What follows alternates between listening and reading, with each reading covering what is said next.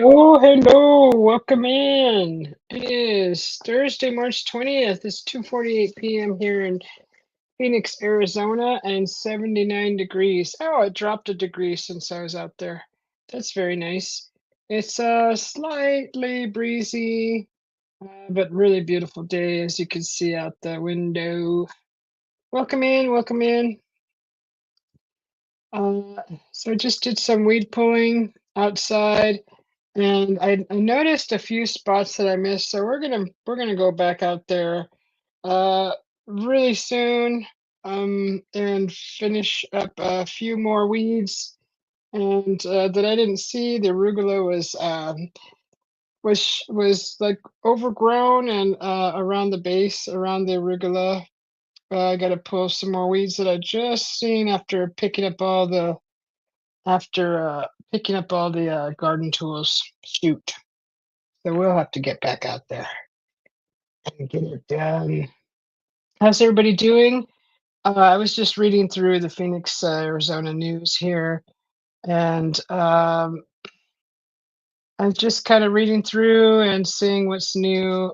And so far, um, let's see, someone says not to shop at a furniture place. They've had bad experiences, so that's too bad. Omega Furniture, sorry to hear that. Yeah, guys, step it up a little bit. So there's always two sides to a story also, so we don't know their side. But anyways, I've had quite a few responses to the Porch Bandit thing post that I did several days ago, and I got some responses in regards to that. I had suggested putting some planters with flowers and then, just some obstacles in front of your porch to to deter the package bandits. But someone says, "Well, what if they steal the planters and flowers?" I was thinking, you're right. This has happened. This has happened a block over. There's a really nice resident that lives over around the way, and they had some beautiful flowers, petunias and things, and these nice little planters. They stole the whole planters. They stole everything. These those darn hoodlums. But that's not fun. That's not funny. I laugh because, um, we've had a few things taken from our yard too, and we have to literally bolt everything down, screw everything down, and anchor everything. It's a shame, but it is what it is, and you just have to learn how to be better, how to live with so many people and so many thieves. So yeah, they did take the planters, they took the flowers, they took everything. So what these residents did around the way, they went and bought these huge planters. I mean, like 75, 80 plus pounds, and filled those with flowers and stuff. And those are still intact to this day since they've done that, which is very smart. And it's not cheap either. These big planters, they're very expensive. Unless you make them yourself with cement, that is possible to just make a mold and use like an old can or an old, even a laundry. I've seen a laundry basket used, and you just basically kind of fill that with cement. Put a plastic bag inside, and you kind of not fill it to the top with cement, but fill it halfway, and then place something plastic inside to make it hollow. And you just before it dries, you want to make your little holes inside the planter and for drainage. But yeah, you can make them yourself a little cheaper than buying a regular planter. That's 75 to 200 bucks, 250 bucks for a really nice big planter. They get expensive. So it's not cheap. So these people, the residents around, that they're spending a lot of money to buy an already made planter. and that's what we gotta do to keep, our stuff from being taken from our properties. And the other thing that I noticed that you can't put a fence in front of your house that's, higher than 4 feet, which I think is ridiculous. Uh, that's 4 feet is easy to jump over. I mean, even, I mean, if you did wrought iron with these, like, pointed design at the top, that may help. I'm sure that'll help a whole lot, but that's not cheap either. I mean, come on. Where I come from, everybody had either wrought iron or wooden fences in their yard, which was really nice. But with given the weather out here and how dry it is and hot, everybody uses stone. They use stone and bricks. It's kind of different. It's a little getting used to, but if I had it my way, I'd have like a 6 foot wall all the way around the house. 'Cause I really don't care to see anybody. Just I want to have my privacy on my property, in my area, and not have to worry about someone looking over the fence. And I mean, if it's a nice neighborhood, I don't mind looking occasionally, and if I lock eyes with the neighbor, I just throw a little wave in their direction with my hand, just a little wave, hello. But being out in the yard and having people just watch you the whole time, or people driving by or whatever, I'd rather have the privacy and just be in my own little area in private, and not have to worry about having to,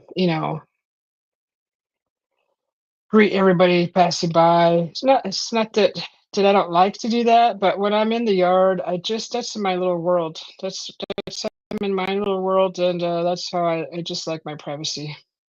So in the city, it's kind of hard to get that unless you have Fort Knox built around you. So someone says,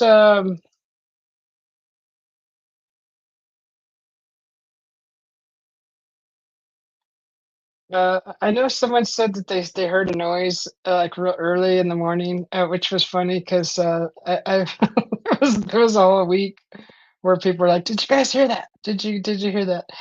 And it was funny. Um, I'm trying to find it because it was funny. Where is it? Where is it at? Hi, Roger. How you doing? Was it easy to find the live Roger, or did you have trouble?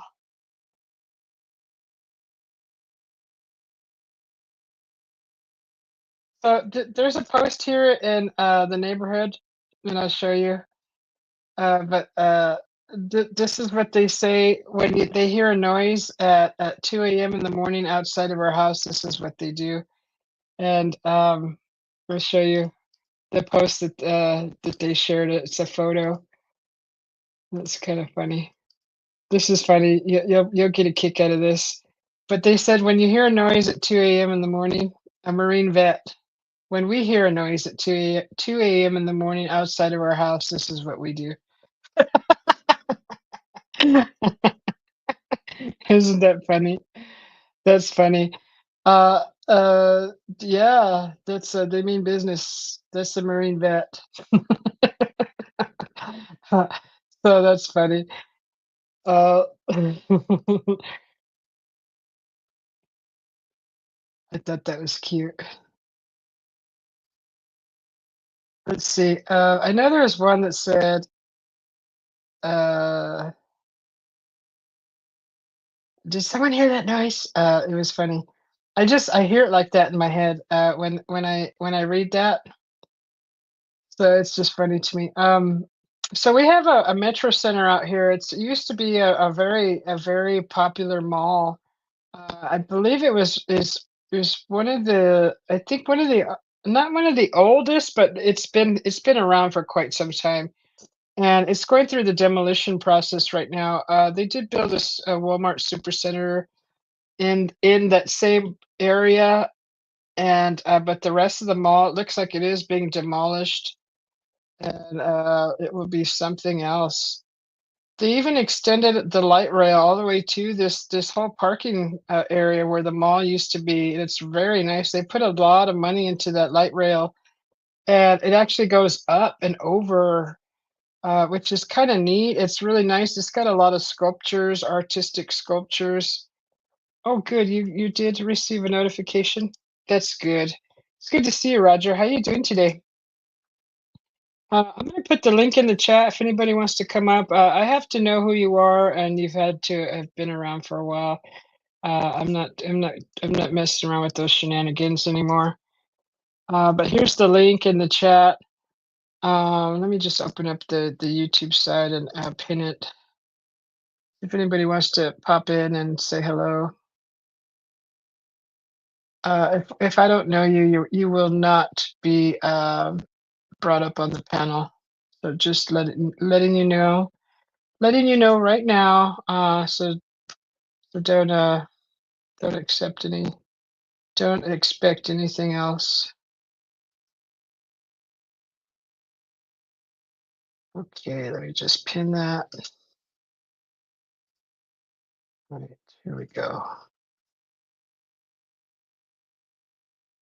You're doing good, Roger. That's good. Yeah, so that's going on here at the Metro Center. They had a Harkins Theater also connected to that place. And me and my hubby and I have gone down there several times to watch a movie, and really nice. But all that's being demolished. They had a food court in there, and they had like a bath and bed Bath and Beyond, and no, a Bath and Body Works. Like a shoe store, furniture. What else? Clothing, jewelry. It was really nice inside. Actually, they had some beautiful planters inside the mall. I wonder what they did with those. Those would have been nice to have brought home and put in the yard. Just big, beautiful planters inside there. That's the only thing that I really noticed. In any building that I go to, any nice mall, I look at what the plants are in. Everything else is just boring, to me, anyways. You're doing good, Roger. That's good. Roger's doing good. So yeah, I was pulling weeds earlier, and boy, it got warm.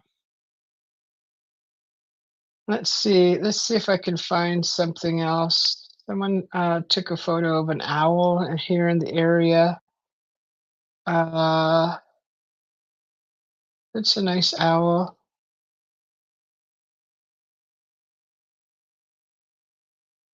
Uh-oh, what happened here? Okay, let's see. What else is going on? I should be looking at the weather because I know there's another storm coming. Uh, but that could change. You never know. It could be like could be could change from one day to the next. But we're supposed to get another windstorm, and I wanted to pull these weeds out before the storm came in. It's gonna get really hot soon, and then it's gonna cool way down again. It's just kind of weird. Just weird weather, but it's fine. I'll take all the cool weather we get. Mike, how you doing, Mike? Welcome in. I don't know if you heard me earlier, but I was during the live a while ago. I had mentioned that I sent out your seeds. So hey, John P. brother, how you doing? Roger says, hey, Mike. Uh, what else is in the local news around me? I know I saw an email where somebody was like, "What's that noise? What was that noise?"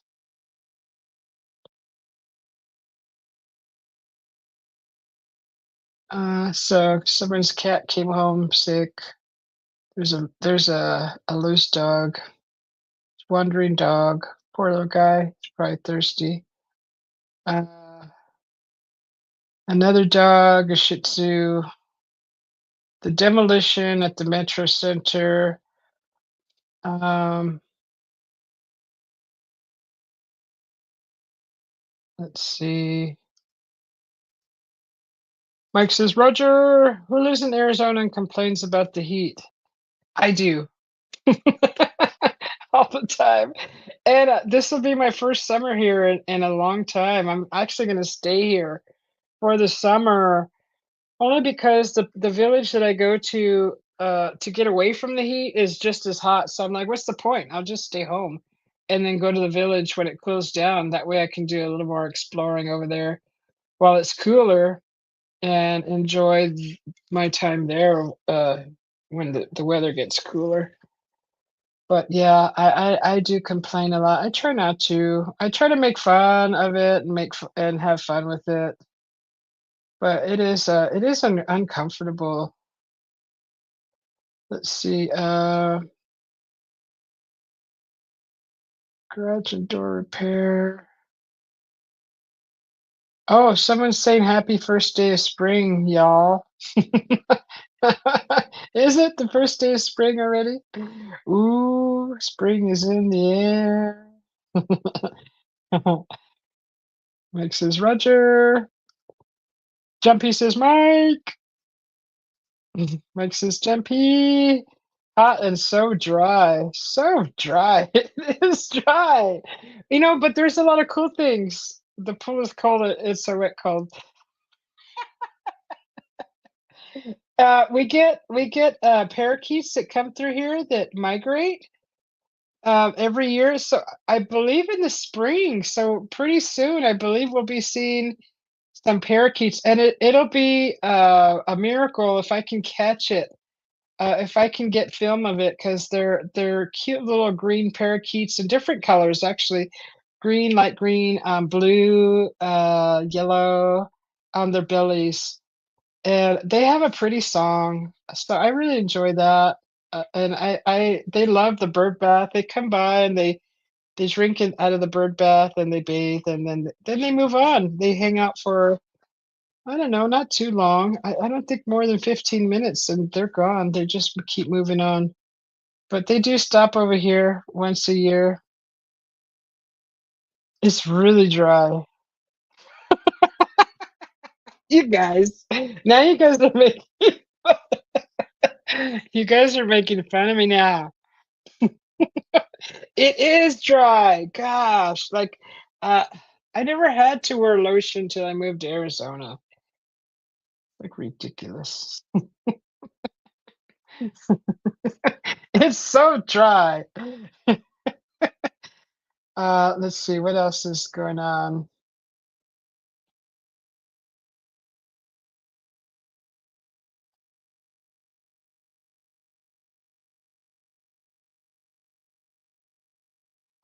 Uh-oh, there was a hit and run.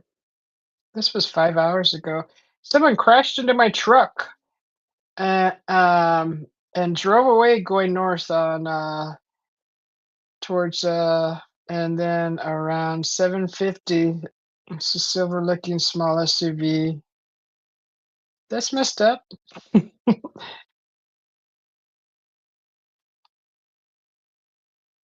Uh, aw, there's a bunch of animals out and about loose, people are finding. Oh, she lost her puppy, okay, she's looking for him. What a cutie. Can you believe that, Roger? I mean, who would have thought it's dry in the desert? No, it's okay. I don't get butthurt. I think it's cute and it's fun, and I appreciate it, actually. I think I do complain a little bit, but I'm trying to get better about it.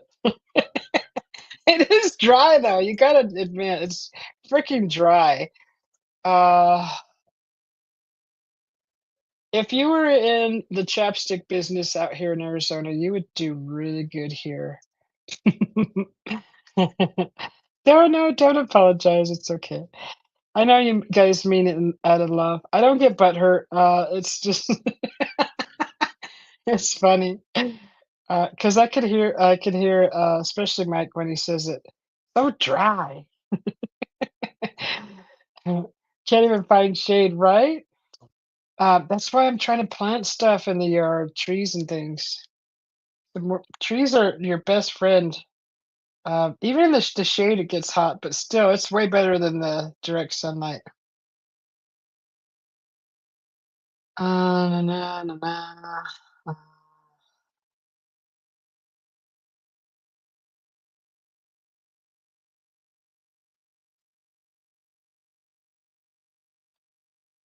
let's see what else is going on. Oh my God, loose dog with the collar. Oh, he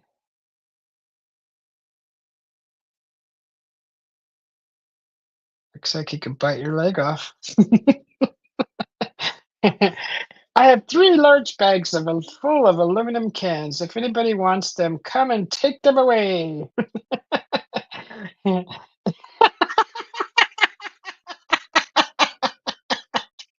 That's going a little overboard.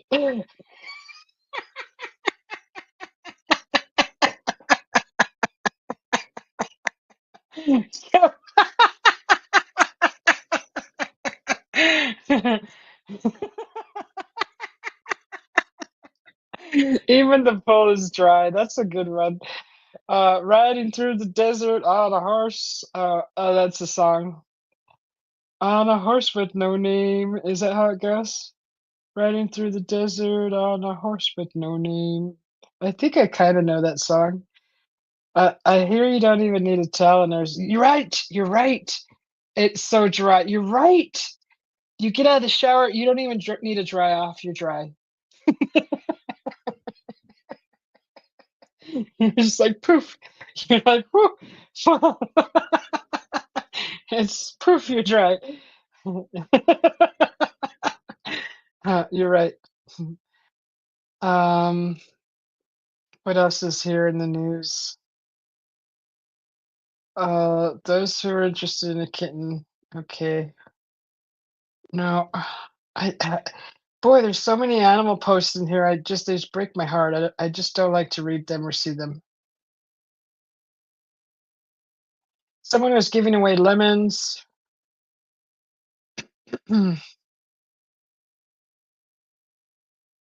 Oh,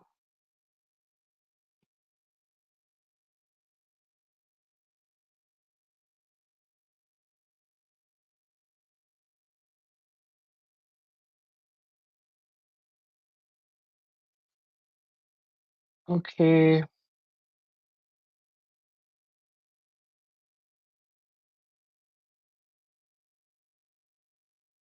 Lady's having trouble with her internet. The power keeps going off and resetting her modem, so she can't get her internet going. Poor thing. I mean, there's when I used to live in Kingman, I worked for at this point in time in my life, I worked in mental health, and we had I was looking for side work, so I put a um kind of an ad out in I think it was some kind of social media somewhere, just for if anybody needed help with little things like their electronics or little silly things, electronics or getting an email up or fixing their TV, hooking up like their DVD player when we did have them. I had a lady who would call me often because she couldn't figure out her remote and getting her movies to play and it's just simple little things like that that this is that people need help with. These little simple things. I also used to be in this forum where fixing things like I helped. I did like instructions how to like fix your shredder, like a shredder, specific model at the time, and just little things that someone I would find these forums where people were asking for help and like electronics, and if I had that specific electronics product, I would actually uh, brainstorm and figure it out, or I would do my research and figure it out that way and offer the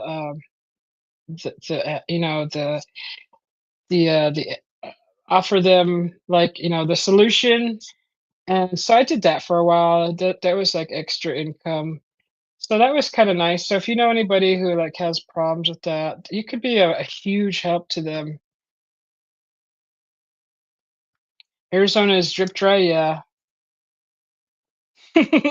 No, I lived in Kingman. When I lived in Kingman, I lived in Idaho for 9 years, and I had several jobs. I had a lot of different jobs, but the last job that I had uh, before I left because my father got sick, and I had to come back to freaking Arizona. I wanted to grow old and die in Idaho, honestly. I wanted to have a family there. But that didn't work out because my father got sick, and my parents needed to my mom needed to take him to California for his treatment, and they needed somebody at their house here in Arizona to take over. So I had to uproot myself from Idaho and move back in with my mother, which I despised. I really did not like that, but I had to do it. You do what you got to do.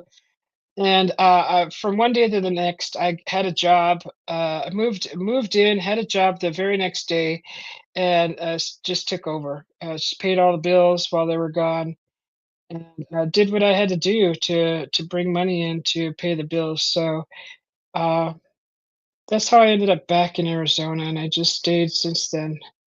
I didn't go back to Idaho. I kind of got stuck in Arizona. Ended up just moving up to the mountains, away from everybody, and working at the restaurant and doing landscaping, house cleaning, walking dogs, house sitting. Um, so that's what I was doing until I met my hubby. So yeah. Roger says, I think I need help. I hear voices in my head and they don't like each other. They can't agree on how dry it is. So, you brat. Oh, that's funny. Taxi driver Susie is the best. That's what the voice in my head said. Oh, thanks, Benty. It was fun driving taxi. I had a lot of fun. I had a lot of fun driving taxi. I was a little nervous at first because, being a female driving, and I worked all around the clock. You name it. I worked 24/7. I was always on call, and I had my own clients. So it was nice. The regulars would call me, and it was same times every day, same time, same place, same pickup, same drop off, and a lot of the new ones were mainly between midnight and 3 a.m. in the morning. The bar scene, and those were fun. Those were fun. A little stressful. It's hard. It's hard to deal with people who are drunk and getting the address out of them, and unless it's a regular, then I already pretty much knew where to go. But the new ones, it's hard to understand, especially when they're slurring in their speech and their um, most of them knew where they lived. But it was fun. It was good money too. It was great money. I just never had time to spend it. I never had time to spend the money, but it was nice. I had my own little apartment, so I lived on my own. It was really nice.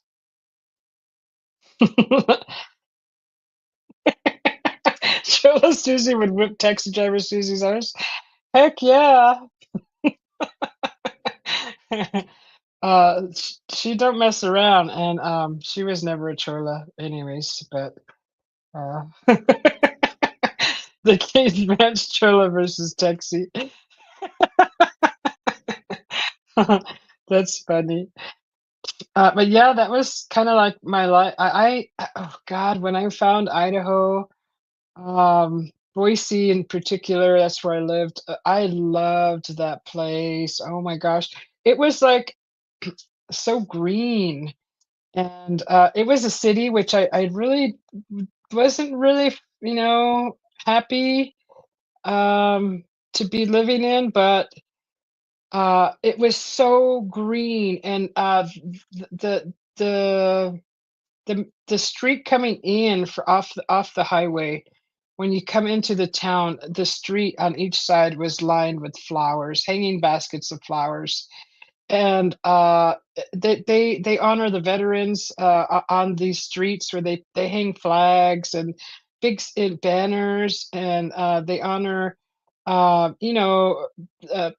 people, different people depending on what it is they're celebrating, but it's just you drive down and there's just always baskets and baskets of flowers hanging from these light posts, and, the green belt, the Snake River, and the God, there's so many things to do.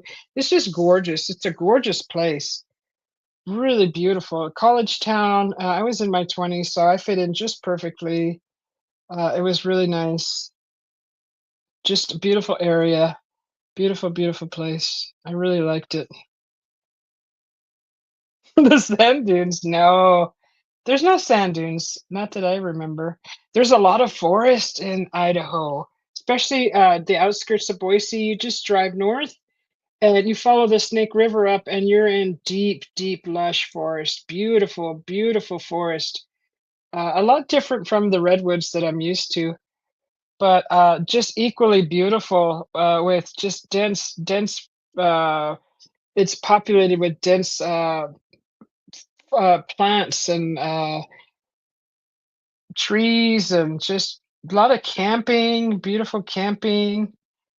We did a lot of camping too, that was fun. We did inner tubing, and this was before I started kayaking. I didn't start kayaking till I moved back to Arizona, and I really liked kayaking. I still do, I kayak still. I have my kayak. There is? Where? I never seen any sand dunes, dork bait.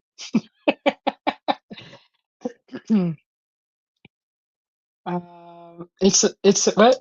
It's an old boy that works in the coal mines with one of my cousins that's from Idaho. Oh, you go yearly to Idaho?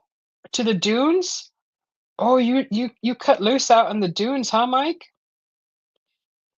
Where are the dunes at? Are they over towards Pocatello, or, like, are they east or west, or, because I know north, up towards, Bogus Basin where the snow is at. I don't recall any dunes that way. Uh, Maybe I'm thinking west then? Western Idaho, maybe? I don't know. From Boise, like, I'm thinking from Boise west, there's a lot of farmland, and I don't recall any dunes over there. I don't know. They're by St. Anthony. See, that's not I'm not familiar with that. I don't know how far that is from Boise. I didn't go too far out. I probably went a couple hours. Like I've been to the Oregon border almost. Just on nice drives out there, but uh, I didn't really feel the need to really venture out too far out of Boise because everything I could ever want was right there. Scenery, the people were fabulous. The parks were just gorgeous, and there's so much to do. Just hop on a bike or just go. You can go all day long and see something different the whole day, just following that green belt. Jumpy says, "Ben, good to see you, brother." So they're by St. Anthony. Yeah, never heard of it. Never heard of that. The dunes. Wow, that's crazy. Then T says, "Hi, John P. Is the dunes in Idaho really dry?" Dune buggies, yeah. That's crazy. I never heard of dunes out there. So dry. Oh, I don't have any music playing, I noticed. Oh, son of a gun. Everything's so quiet. Let's see.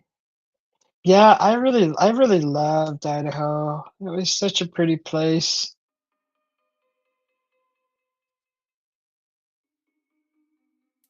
Dune buggies? Yeah. Uh, so that's you're like are you do extreme things out there on the dunes? That's kind of scary. Mexico, I know Mexico over in Puerto Penasco. Uh, so the Sea of Cortez out there. There's some dunes out there that you can let loose. They they do side by side rentals out there. But and we rented some, but I'm not much of a like a extremist when it comes to like driving on the sand or on the road, for that matter. But uh, you must like to like go fast and flip your buggy and all that fun stuff, huh? I don't like to flip my vehicle because you do have roll bars and there's there for a reason. We have a Silver Lake Park sand dunes for 4x4s, ATVs, buggies. It's fun. It's like 5 hours straight east of Boise. Oh, okay, so it's yes east. Oh yeah, I've never been that far, Mike. Um, yeah, I think I've gone as far as Jackpot when I drove taxi for a client to take them to the casino and drop them off. But I haven't. That was west. That was like southwest part to Jackpot. That was the opposite direction. Yeah, I did not know they had dunes. I'm gonna have to look that up. I'm curious now to see what it looks like out there.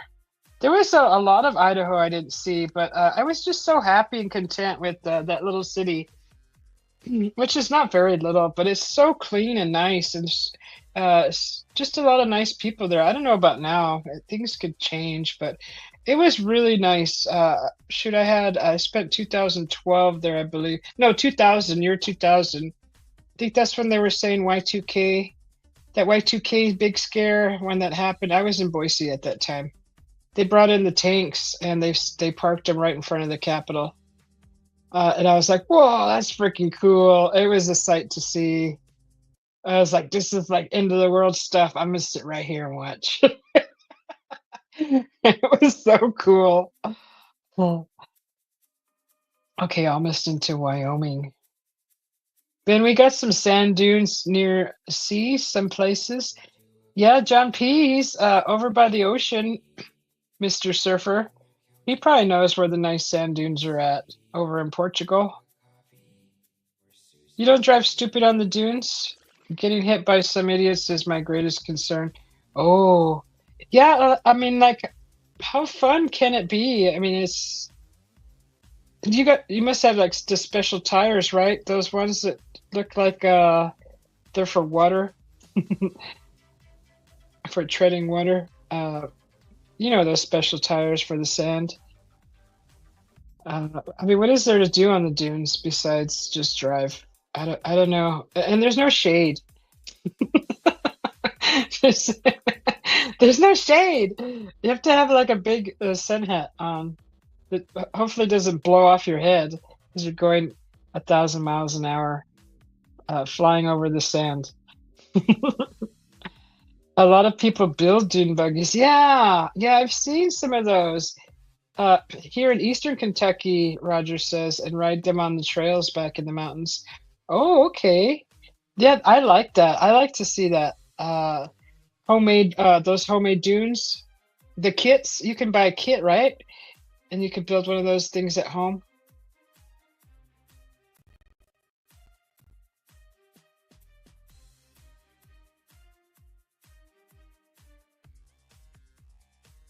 It's no shade and so dry.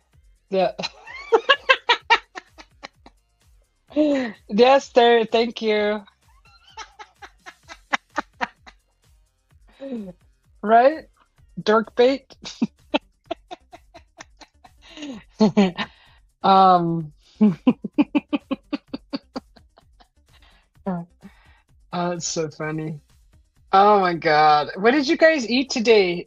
Give me some ideas because I haven't eaten nothing. It's been weird lately. I haven't really been in the mood to eat breakfast. Um, Found a dog. Anybody have anything good to eat? Sand tires or air down big off-road tires on a Jeep, etc.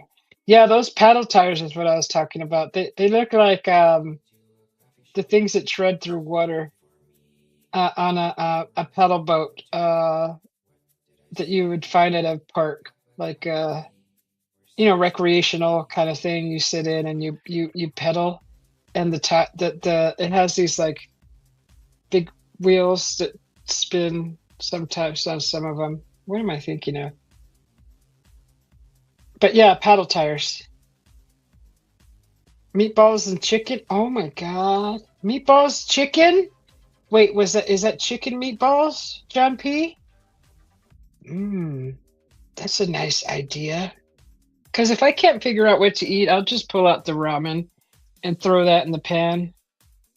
Um, Throw some meat in there, some veggies, and then I'll just eat that. The easiest. I wanted to do a flatbread pizza, and I was looking through there. There's enough mozzarella. I don't know about sauce, though. I don't know. I need my sauce. Yes, so you had chicken meatballs? Oh my gosh.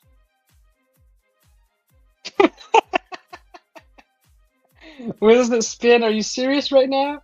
Yeah, haven't you seen those things on the water that you can sit on and you could pedal? And they're like big wheels. They're like wheels. And they look like the paddle wheels.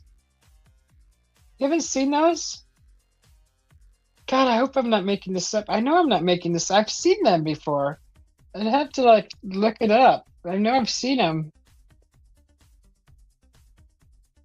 Around here, they just get a hold. They get a hold of old Volkswagens and any other material they can find to build a dune buggy. Yeah, that's the perfect body for it, a Volkswagen. Oh my God. Okay, what did you have? Brown sugar bourbon chicken thighs, angel hair pasta with garlic. Oh, great. That's just great. That sounds freaking fantabulous. What the heck? You and your brown sugar bourbon. I have enough lemon to do like lemon baked chicken. I really love lemon baked chicken and white rice. But that sounds freaking way better. Angel hair pasta with garlic butter sauce. Oh my god. Oh my god, that sounds so good. I would eat that with chopsticks, Mike. A little paddle boat. Yes, a little paddle boat. Have you seen those, Roger? Those little things that you sit in and you pedal and there's big wheels on it, the paddle wheels? Mm. It's a recreational thing. It's not like uh, I don't, I wouldn't buy one of those, but oh, opening the window.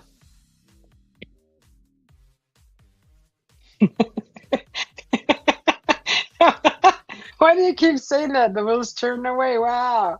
Behold the power of technology, a wheel that rules, ladies and gentlemen. No, I didn't mean it like that. Oh my God, I must have said it wrong. Of course the wheel turns, but on the water, I was talking about on the water. I've seen them, they're like the paddle wheels on the water. Somewhere. Somewhere in my lifetime, I've seen them somewhere. Pretty sure. I'm pretty sure. Of course wheels turn. God, what do you think? I'm blonde or something? I mean, there's a lot of smart blondes, but like, the ones that just have no clue. Gosh, it could be anybody, any color hair. I'm not trying to poke fun at just the blondes, but you know what I mean. It's a joke. Please don't get butt hurt. If you're blonde, you're beautiful. I still love you the same.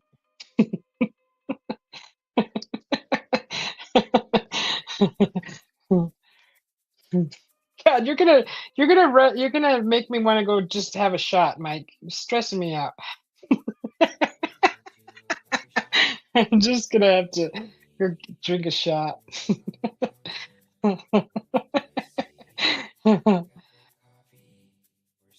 Oh, it looks like someone's cactus is blooming out here in the desert. Oh, I have this pretty cactus in the front porch that was given to us by a friend who has passed, and it's like this little long, kind of long shaped cactus. Kind of like the shape of a cucumber, but it's got a lot of them. There's whatever. I'm trying to give you an idea of the shape of the thing. So it's like really big, round. It fits in a planter. Anyways, they have these big, beautiful blooms, white blooms, just beautiful. I hope that it blooms this year.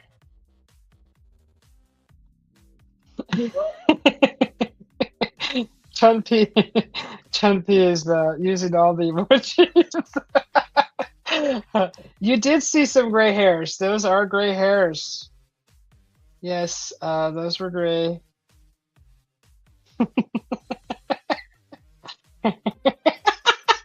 Mike, you brat. I think I saw. Yeah, you did see a few gray hairs. Uh, um, but those don't have wheels, though. This is a little recreational fun thing that you sit in and paddle. Mm. When I was in Austria with my hubby, we were by the River Danube, and there was someone floating by in a teacup. I was like, "What the heck? I'm totally sober. Is this really? Are you seeing this?" My hubby, he giggled. He goes, "Yeah, that's normal." I'm like, "But this is like freaking Mad Hatter stuff. Freaking all that was missing was a bunny in a costume and a teacup floating by."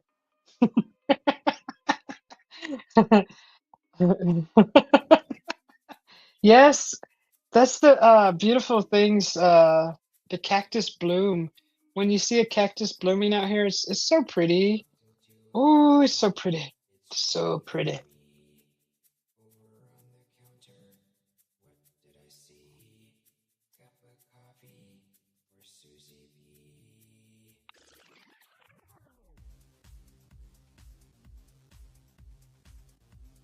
So Mike had some bourbon chicken with brown sugar angel hair pasta.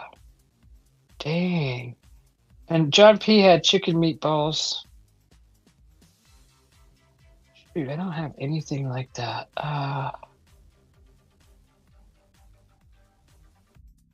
What do I got in there?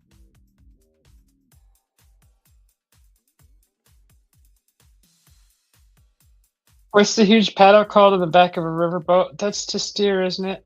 To go change directions. That's the motor. I don't know boats very well, mister. You have a boat. I don't have. I have a kayak. I don't cheat.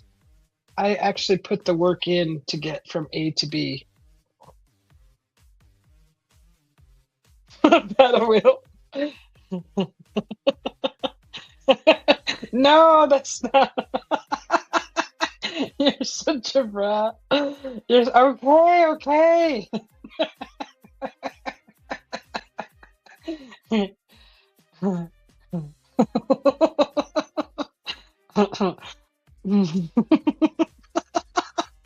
Okay, a riverboat, that is a paddle wheel. Those big, big ones. You're talking about the big ones, the steamboats, right?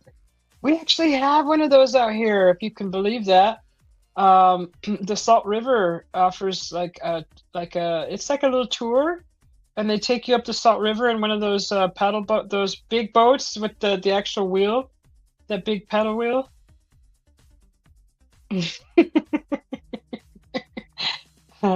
Yeah, we have that, Brett. Dork bait. The pedals on the boat goes round and round, round and round, round and round. I need that clown music. The one that you wind the box and the clown pops out. I need that noise right now. I wish I had that noise.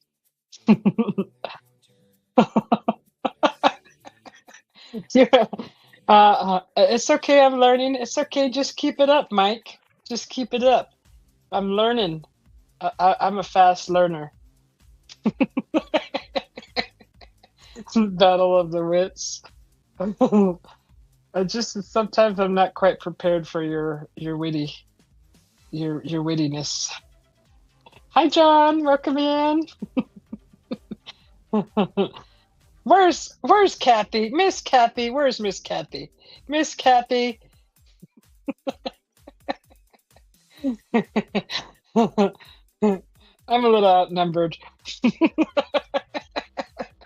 Miss Kathy, Miss Kathy. Where's she at? Roger says, "Hey, John." John says, "Hello, everybody."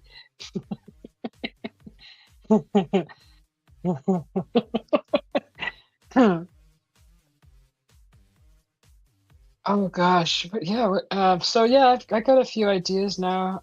I'd have to go look in the fridge. Look in the fridge and see what we can make.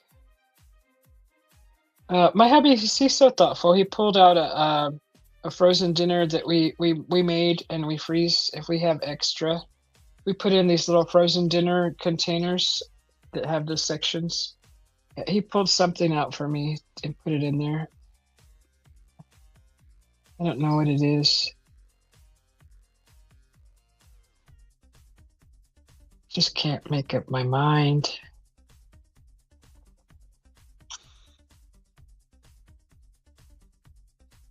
Oh, knowledge has been chasing you for a while, young Susie.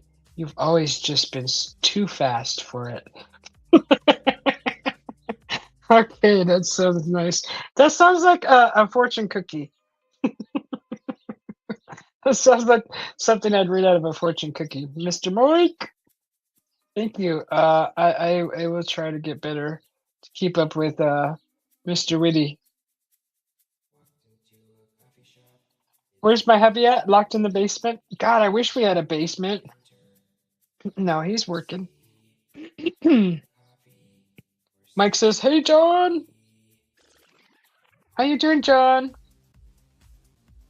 Uh, uh,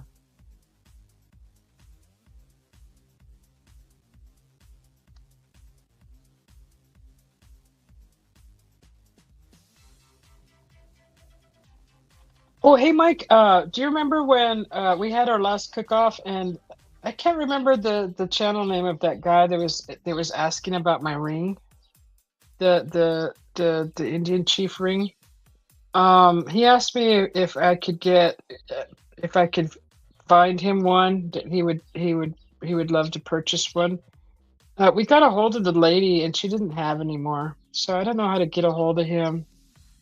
And I've found out about a week now, so I keep forgetting to tell you, but I don't know if you like have direct communication with that guy, him and his wife. But just wanted to let you know. Oh, okay, Nitro. Oh, is that his name? Okay, thank you. Yeah, there's she doesn't have any more of them. But we tried because my hubby is the one that purchased it, and I had to ask him to see if he could track her down.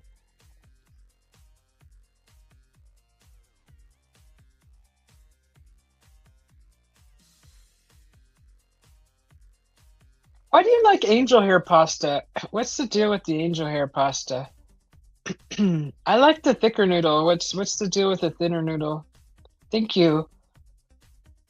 I'm not a big fan of the angel hair. I mean, it's okay, but I kind of like the texture of a thicker noodle.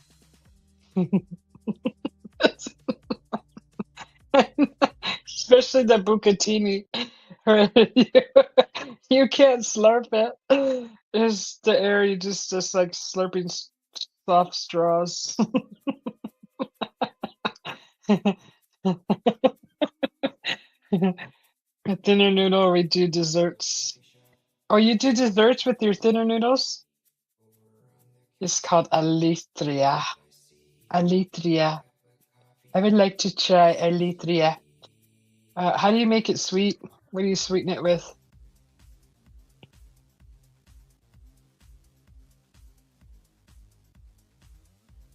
John P., have you tried that black pork yet? Never heard of angel hair pasta? Hang on, guys.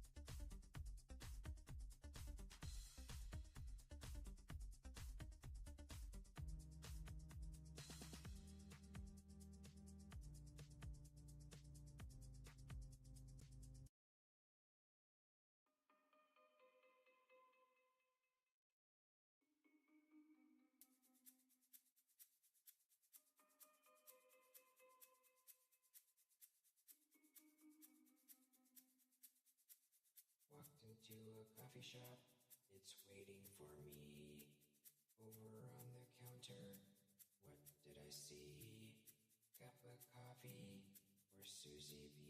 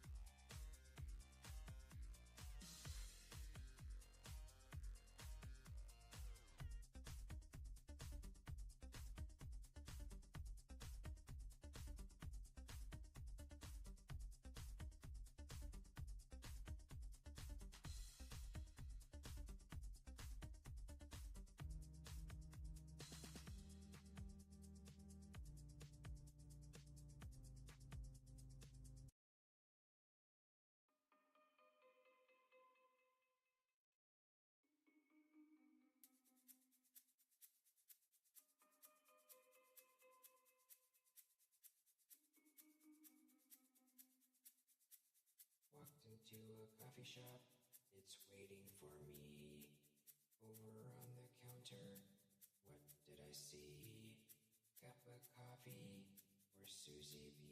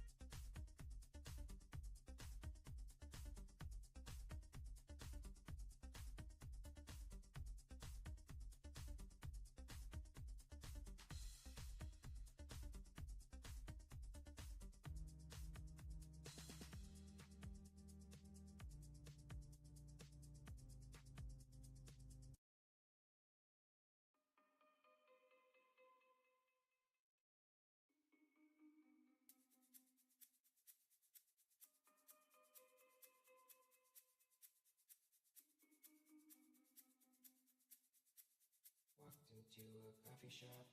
It's waiting for me. Over on the counter, what did I see?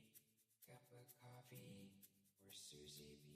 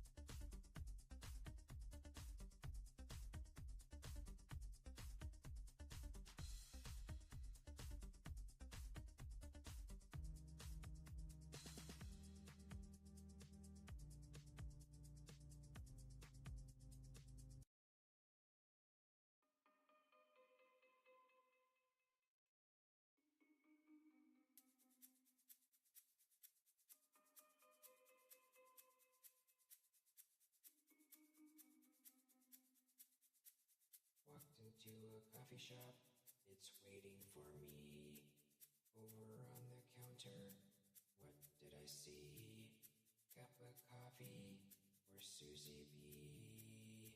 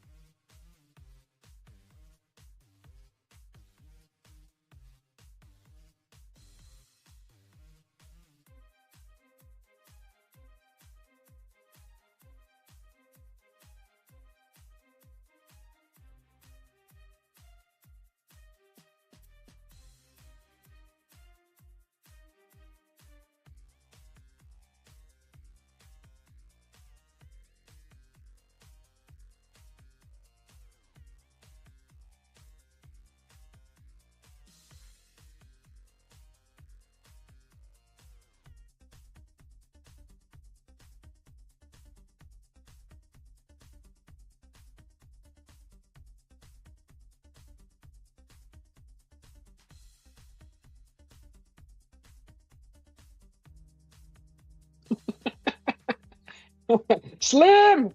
How you doing, Slim? You still there? Sorry about that. Oh my goodness gracious. Ah. All right. So I'm back. I'm back. Walked into What are a you guys coffee doing? shop. What's going on It's in the chat waiting for me. besides Mike Over on complaining? the counter, what did I see? All right, that was I had to take that call.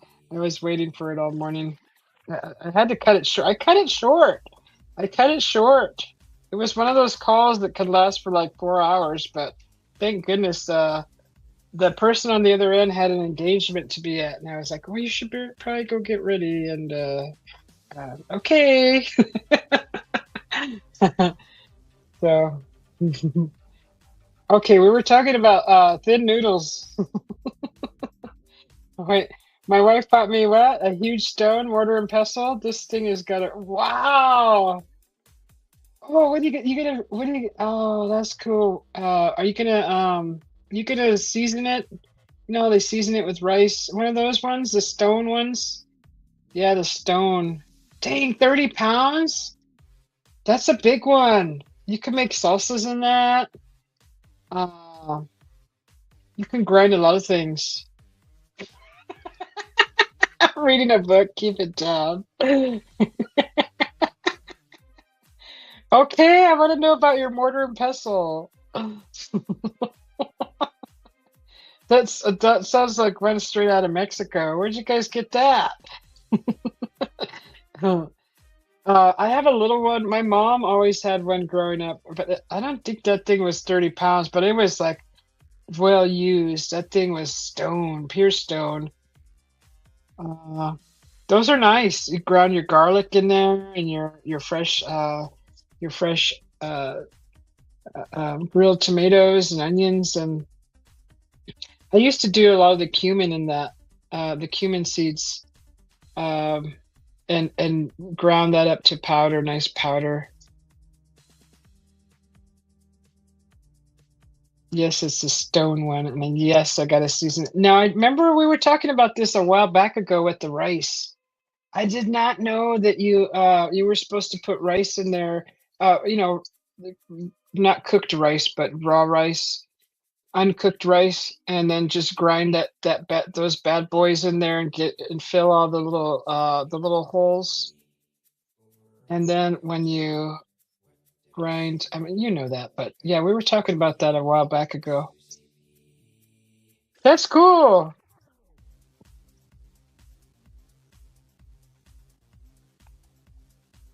Yeah, I wanted like an outdoor section, like a cooking area outdoors, because that's where that thing belongs, is outside. Outsido. Like a four-step process. Is it?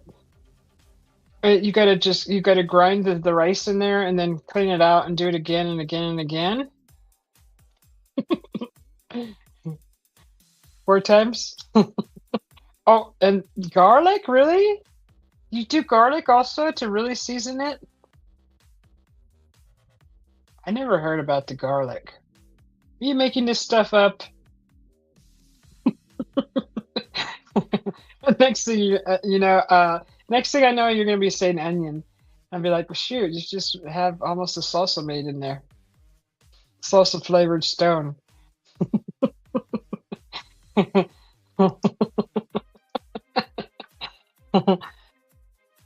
Well, that's no, that's interesting.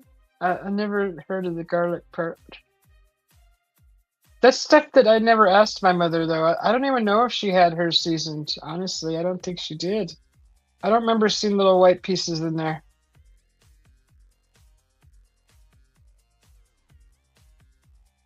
Rice and garlic. That's cool. I did not know that. We need garlic. Actually, we need some garlic. We don't have any, unless it's in there somewhere I haven't seen.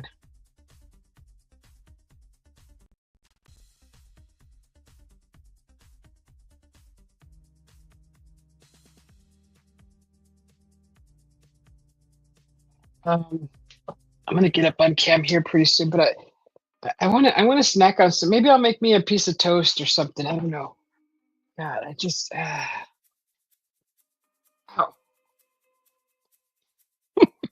My knees are shot. My knees are shot. We got a baguette. I'm not gonna make it all good. What do we got? What do I feel like making? Okay, so he pulled out some curry chicken. It's just like I want something light. There's some salad, fudge. Why not do a hot dog? I'll do a hot dog and wrap it in a flour tortilla. Probably all. What's wet in here? Ah, oh, now I gotta now I gotta clean the refrigerator now. Son of a biscuits.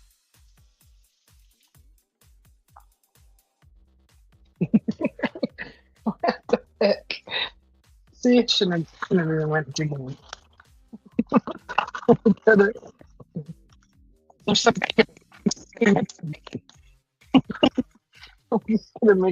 Oh, I don't think that bacon's good anymore. Oops. Yeah, that's not good. That can't be good. So, Happy likes to cook a lot. So I don't know. I haven't kept track of the refrigerator in a while. Oh my goodness gracious! It's going away too. Um, I don't know what that was. Just gonna do a shot of some ginseng. Oh, I'm just gonna have an Ensure drink. I'm just gonna have me a protein drink. That'll fix everything.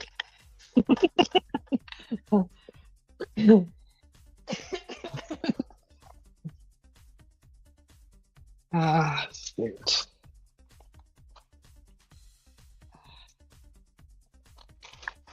Just,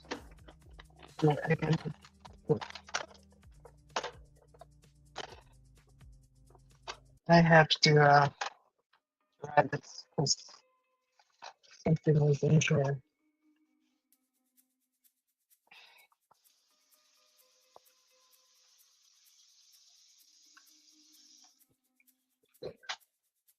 Walked into a coffee shop. It's waiting for me. Over on the So counter. a new mortar and pestle. That's awesome. Cup of coffee for Susie B. I want to do something with this Velveeta cheese. Honestly, it's pasta with it. Oh my god, pasta with that.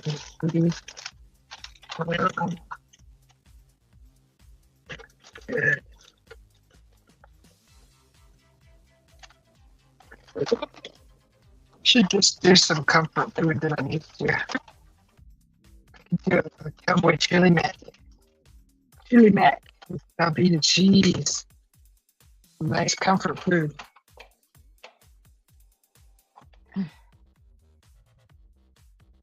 Okay, I'm just gonna get a freaking protein drink and sit back down. Screw that.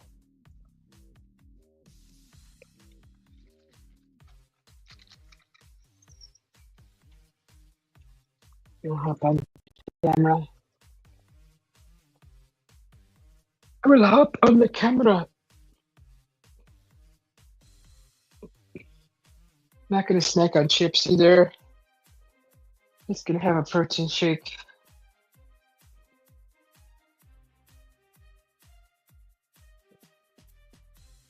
And I'll fix that till dinner.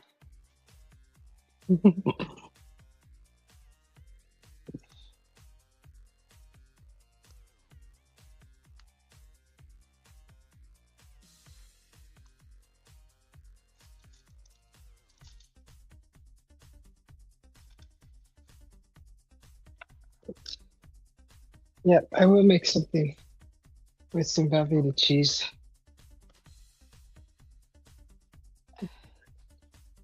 Rice and garlic. The garlic gets ground with the cumin, kosher salt, and pepper. Oh, cumin too? Wow. All right. Let me put this background in here. So I've been having some kind of glitching thing going on with StreamYard lately, and It's waiting for me. Over my on the hat. counter. What I did I think my see? hat is backwards. Cup of coffee for I Susie think it's B. backwards. Where'd you guys go? Okay, hold on. Get my hat on right. Yeah, I think this is right. I think this is right. So yeah. Ooh, that sounds good. Garlic. Garlic gets ground in with cumin, kosher salt, and pepper. Dang, all of that? Sounds awesome.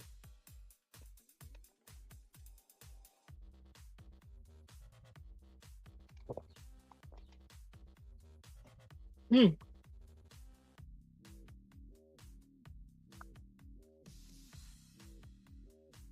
never heard of that. Oh yeah, that's seasoning it real nice. Then when you make your salsas and stuff, it kind of all those aromas go in there, huh? That sounds pretty cool.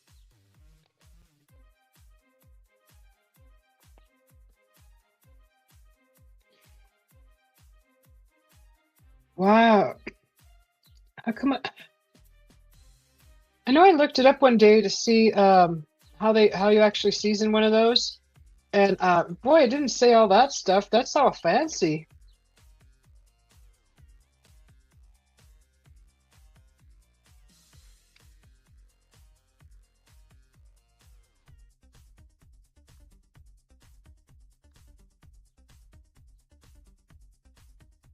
Oh, rice. Rice and water. Of course, salt and garlic.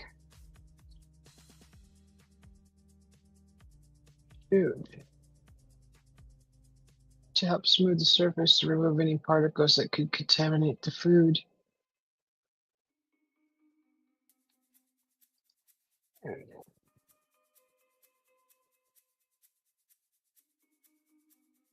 You gotta rinse it. Repeat the grinding process with coarse salt. Put this, okay. Finish by grinding the garlic into a paste, which adds a flavor base and further cleans the mortar. Use only water to clean your mortar and pestle, as soap can become trapped in the porous material. Wow, it's just as what am I drinking? It's just some protein shake. It's just a protein shake. Uh,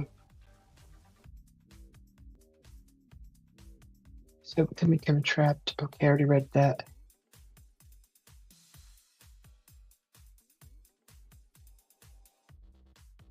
Okay, regularly grinding ingredients. Shoot, that's something that I was never taught about the mortar and pestle. That's messed up. Like, I wish I would have been told that a long time ago.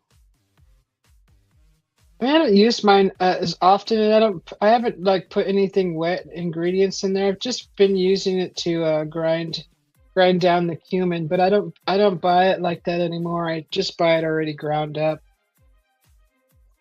But if I do try to make salsa in it, I'm gonna have to do all this. I'm gonna have to go through this whole process, like you just said, Mike.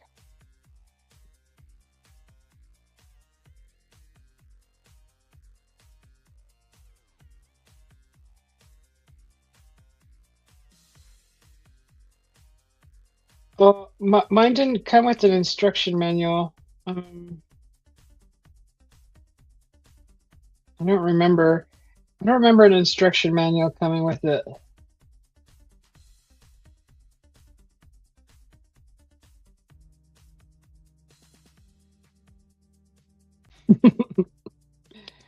Uh, we got ours straight out of the desert. It was a relic, and I'm just kidding. um, I don't remember an instruction manual coming with mine. I remember where I even bought it. I think I bought it in Mexico, honestly. And it didn't have a tag on it or an instructions or anything. Mine's a little one though. It's like it's a little. Yours is a 30 pounder. Is it like that big? Dude, the size of your head.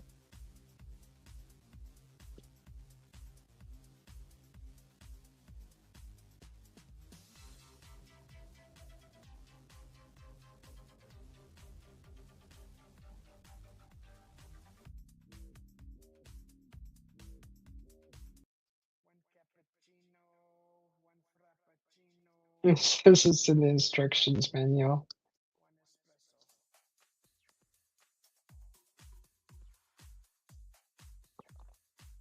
This is a milk chocolate protein shake.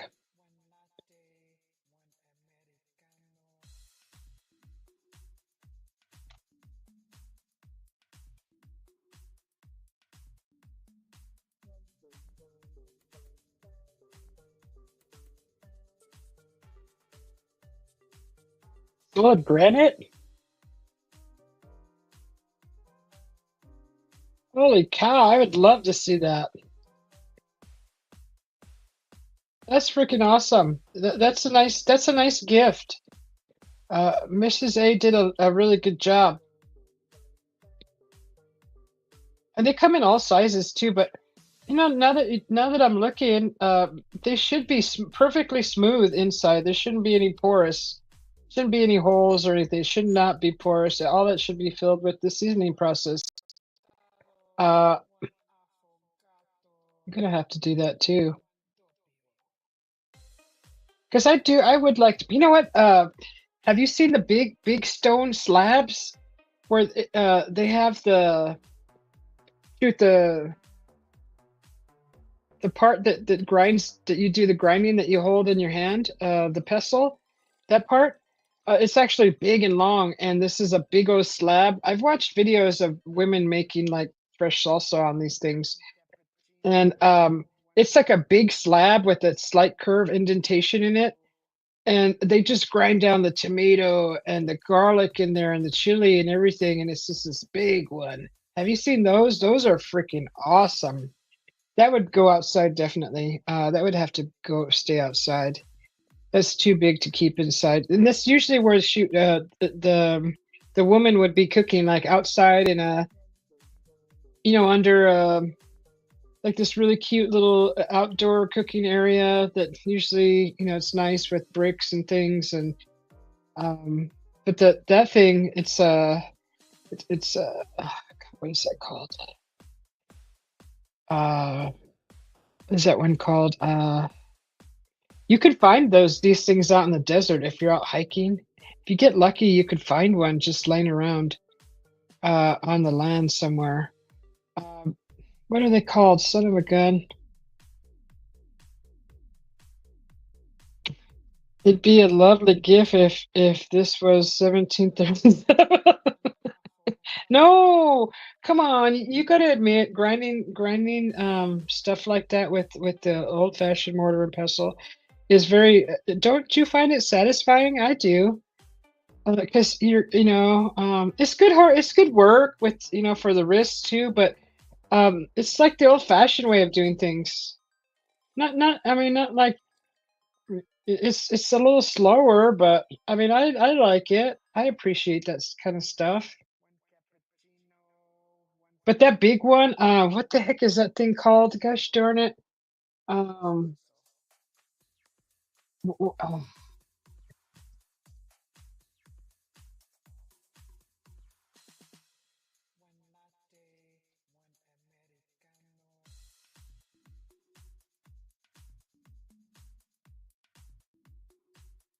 hi, Wally.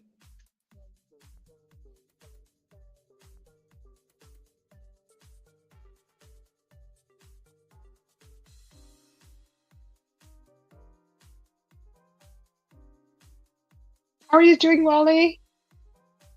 Metate. That's what it is. Uh, it's called a metate. Um, have I ever heard of a blender? I find touching a button and having salsa instantly gratifying. Yes, I know. I know it is instantly gratifying, but using the mortar and pestle, I mean, that's different. But like, you have a granite one. I think the one that we have is like a lava rock one, the really porous one. It's all black. I definitely need to season that. Um, but this thing is called like a matate. It's a mealing stone, so it's for like processing like grain and seeds. Because I had to look it up. But it's like corn and stuff, or that's how they ground down the corn to make the flour. But you can still do the salsas on these. But I've seen this. The one that I'm looking at is round. but I've seen some really long ones, like a nice long one, and it's got a nice indentation inside of it, and you get the like the pestle part. It's bigger. It's like the size of a rolling pin, and that you just like grind it with that. It's nice, really nice. You're doing great, Wally. That's good. It's good to see you, Wally. Wally says, "Hi, Susie, JP, Mike, and Roger." I know it's so much easier in a. You can uh, God dang it, you can cook the broil charbroil your jalapenos, your tomatoes, your onion, your garlic all on the flame, and then stick that in the blender. It works just as nice.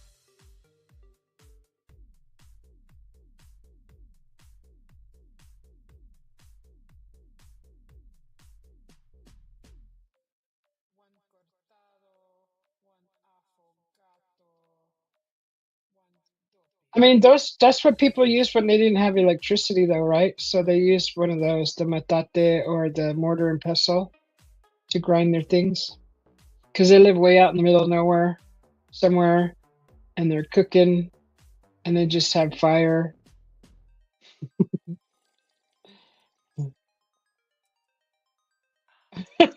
Just plug in the blender. I know. Or the fancy food processor that you like, my favorite one that you like so much. Hi, Frankie.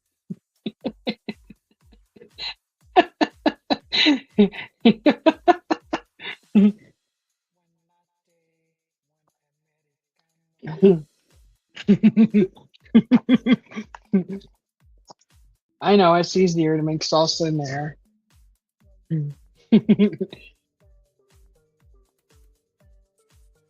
You're all complaining. Are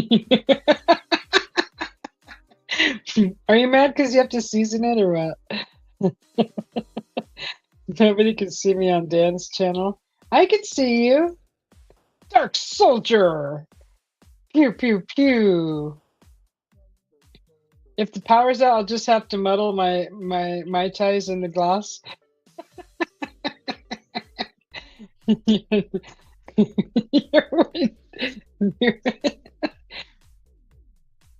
You do what you got to do, right? The power's out. You got your mortar and pestle.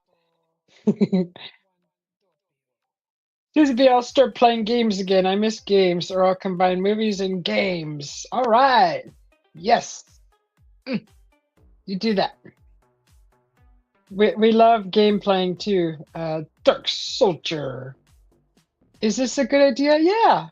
You could do both. You do whatever you want. It's your channel.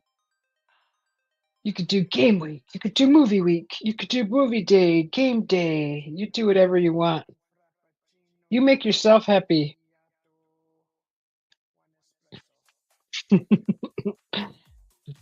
Now I want to go. I don't have any jalapenos. I want to go blacken some jalapenos and tomatoes and some onions, but not just the regular onions. Have you seen the Mexican? Well, I call them Mexican onions, but it's got the long green stalk and the big, like the white bulb at the end.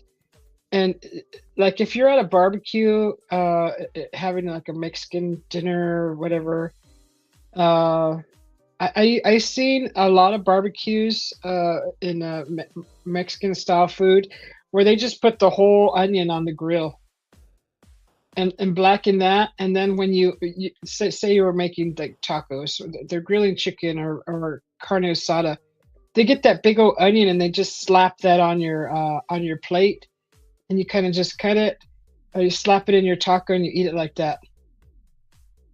I don't know if you've seen those onions, but they look like oversized green onions, but with a bulbous end. So it's like the bulb is kind of like, I don't know, like that big, and then the long green stalk connected to it. They just slap that whole thing on the grill and blacken that. Not to a char, but you know what I mean. Blacken it a little bit. Dark Soldier, you want pew pew pew? Then you will have pew pew pew. Hold on, hold on, hold on.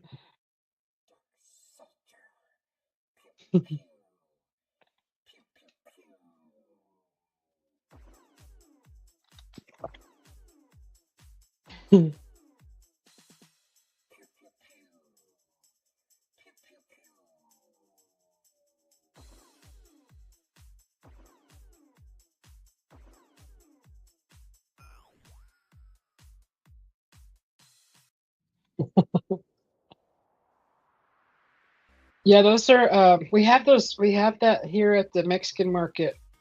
I gotta go there again. I miss, ooh, it's not a bad idea. You guys want to go to the market? You want to eat something at the market?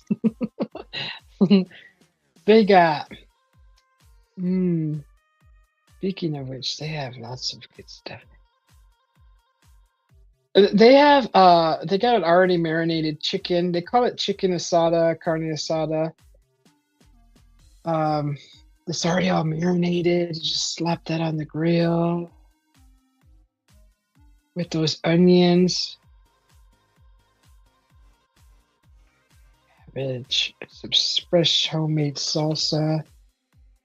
Oh, I haven't made Spanish rice in a long time. Darn it. I haven't made Spanish rice in a while.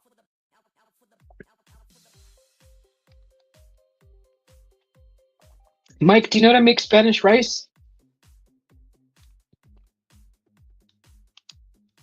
Does anybody know how to make Spanish rice? Oh, it's so good.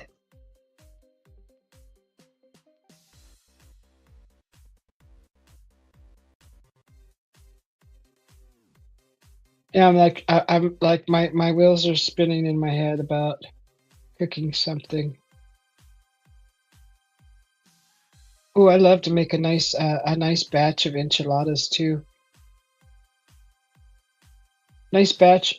We grew up eating just the cheese and onion enchilada, but as I got older, I realized that you could put anything in there you want.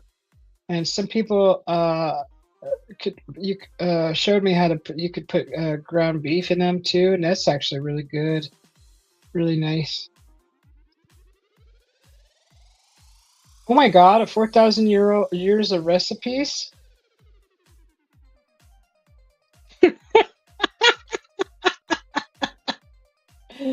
Well, what kind of recipes? What type? What style cooking is it?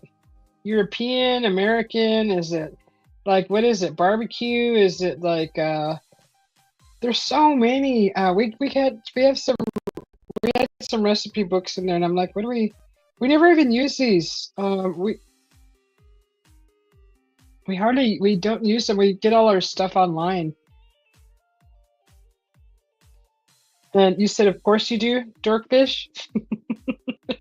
Well, I mean, I don't know. I've never seen you make it.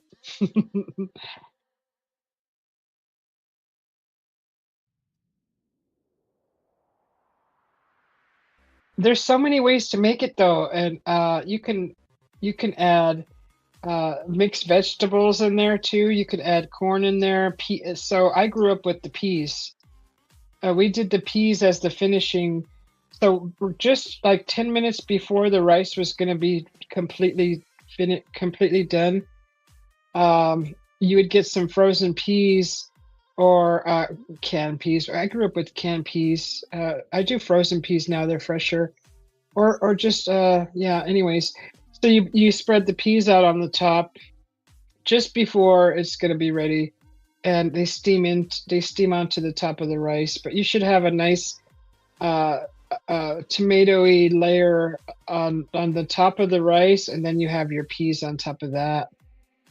And it comes out so good. I go a little extra mile and I add some cheese. I like to put cheese on that. It reminds me of the Taco Bell rice. The whole world dorkfish.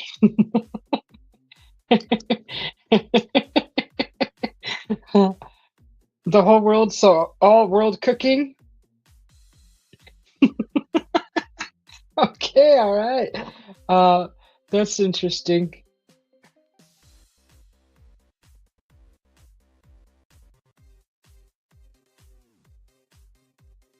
Oh, really? 90 days fermenting fish? Indoors? Oh, yeah, screw that. I would go as far as making kimchi indoors, but the fermenting the fish, no. I like fish, but I don't know if I'll do fermented fish. Have you ever tried fermented fish?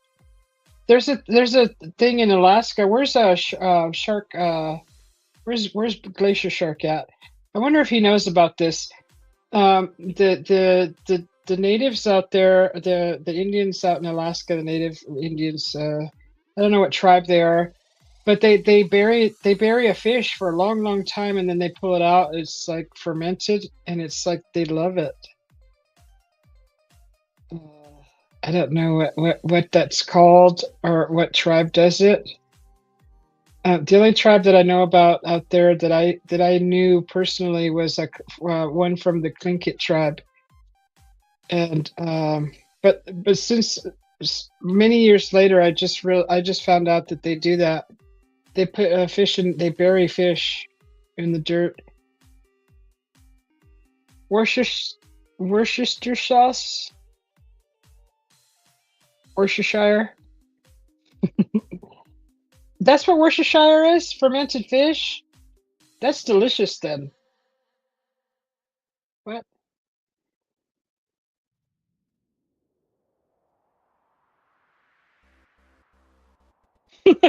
Kane, Kane, you rock. Kane. It's mother effing Kane in the house.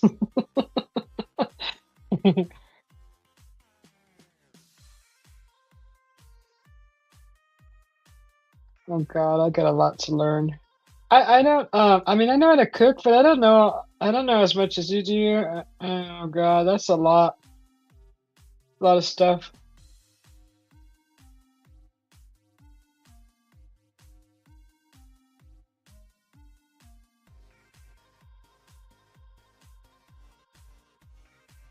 Yeah, and why do we cook against you, Mike? It's like we have no chance at all. No way. But still, I'd like to try all the dishes because looking at it and tasting it is two different things. I'm sure they all taste delicious. I'm not saying that your stuff does not taste good. It better taste good with all your experience.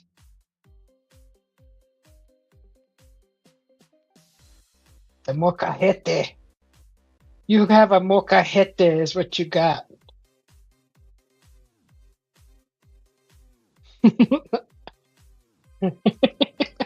You're cocaine.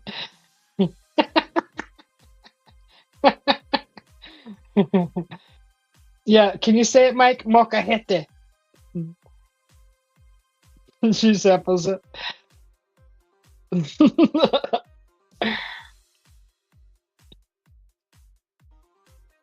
Yeah, I want to hear the and ohs and when you cook. Can you say that, Mike? Mocajete. Say it.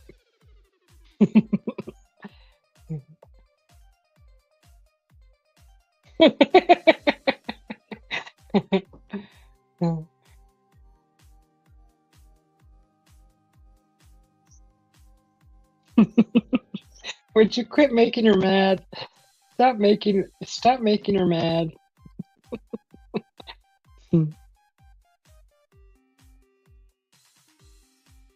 No, it would be nice. I actually just talking about the food. I would love to make a nice pan of Spanish rice, some enchiladas. My hubby loves enchiladas too.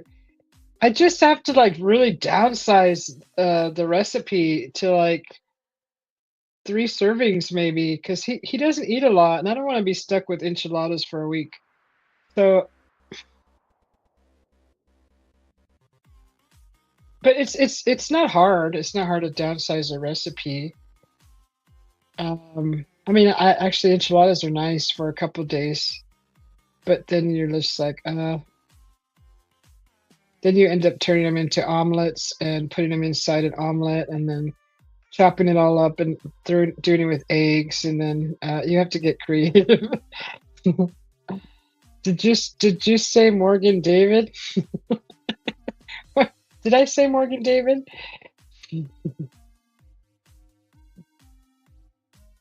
Kane says Sarah came in front of the camera the other night. Tell her, Mike. I saw her. I saw her, man. She got to hang out on panel now, man.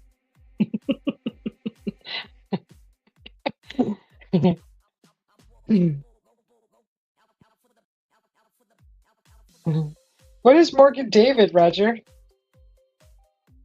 King says Sarah's the best. What's Morgan David?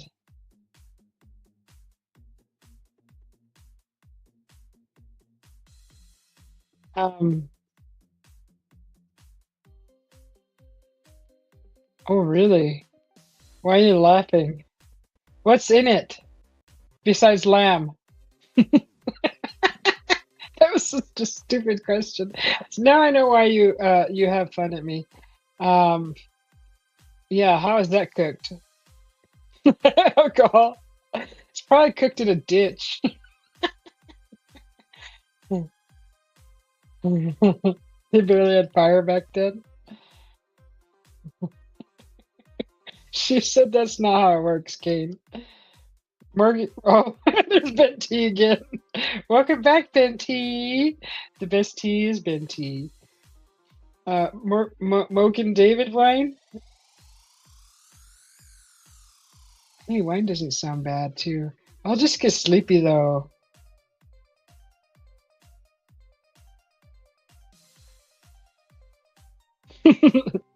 Morgan David is wine, dorkfish. Oh, sorry, dorkbait. I'll go on panel when Sarah does, says Kane. You guys are all yelling at each other.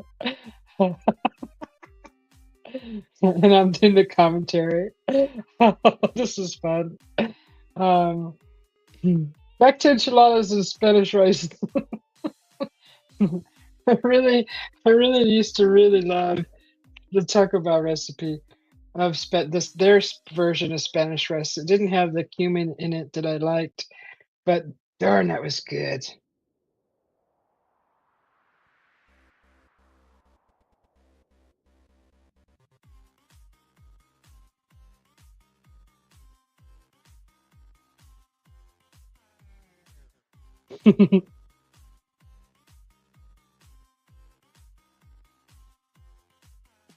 Let's see what. Okay, they're both at 60%. Good.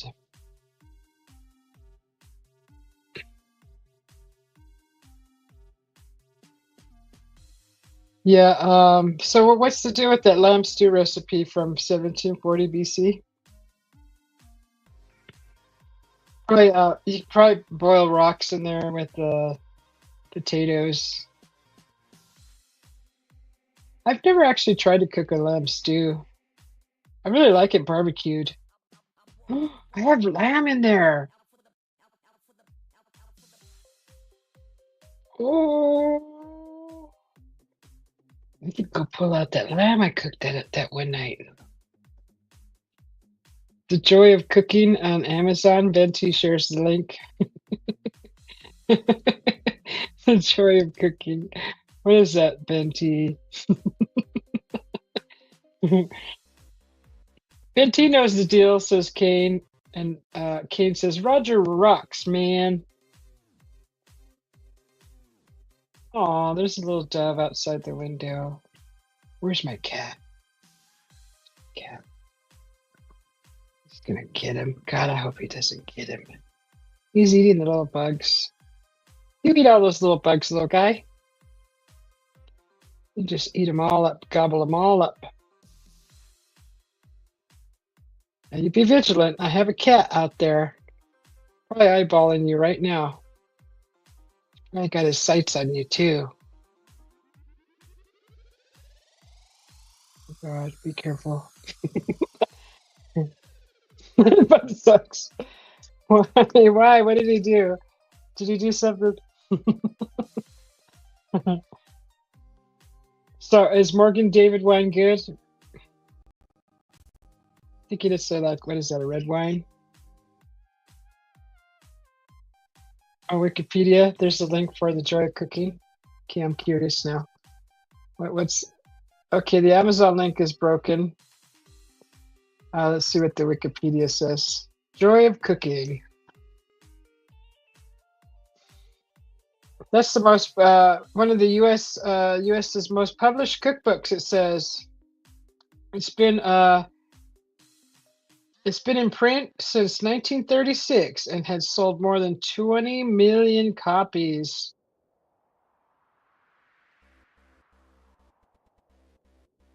Published by a homemaker in St. Louis, Missouri, after her husband's suicide the previous year.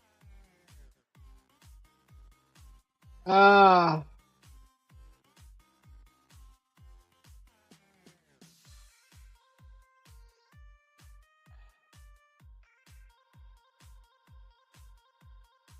Wow, there was 9 editions of The Joy of Cooking. They were German immigrants.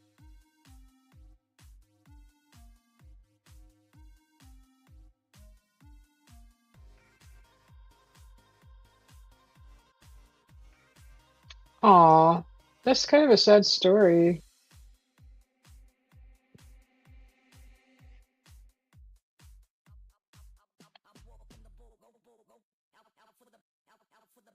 That's interesting. Thanks for sharing, Banty. Oh, it's a white wine. It's a wino wine. Oh.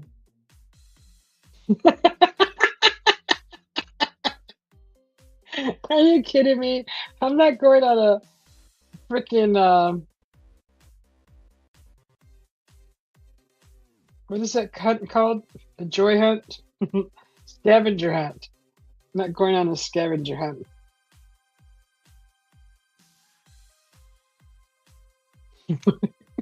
You guys are trying to give me cheap wine?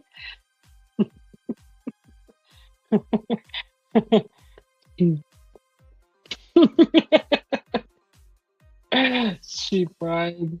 Why I oughta. No, it's fine. Is it as cheap as like Manischewitz? You still have to try. You still have to try this. The one that you don't like. This one.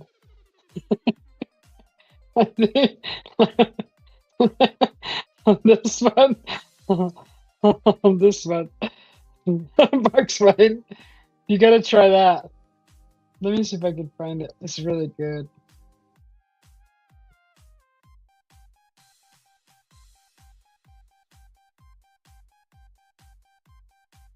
Lindemans Creek, I think that's what who makes it. Lindemans Frambois. Frambois. Yes, this stuff is so good.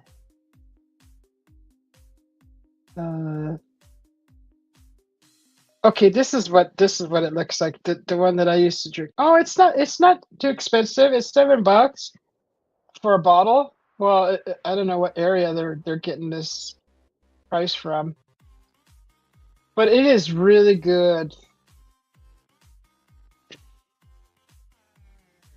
Venti says hello, Kane. But this is that wine. It's called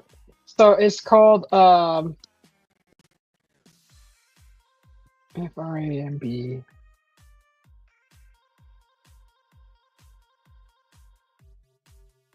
That. And it's in a so the label is yellow, and it's got grapes on each side. It's 1822. It says.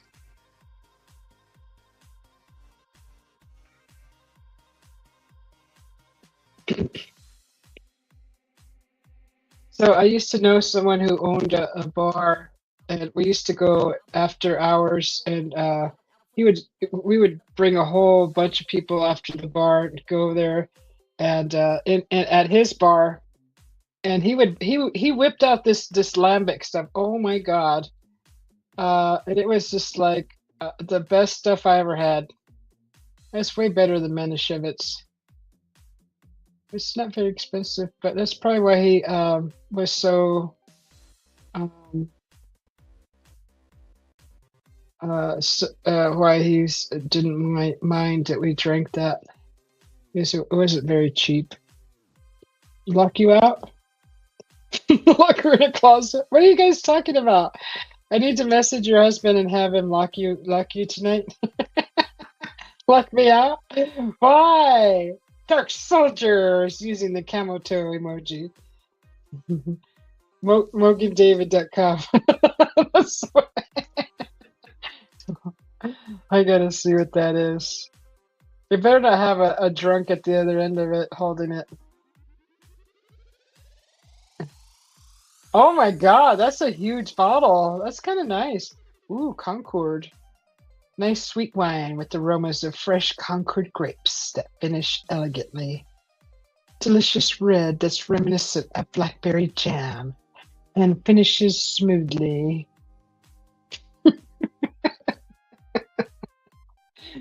So funny. Ooh, they got a pomegranate one. They got a blackberry and Concord grape.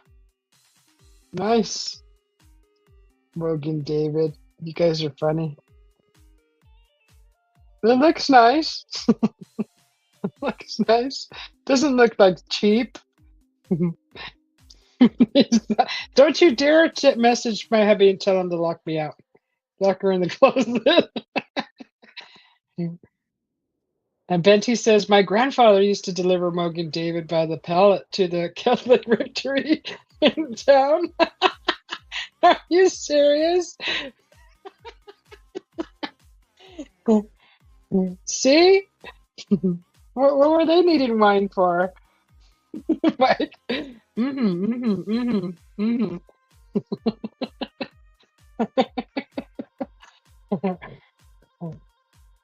then again, if he tried to lock her out, she'd whoop him. World peace. Got coffee. Got coffee. There's the moonshine Kool-Aid.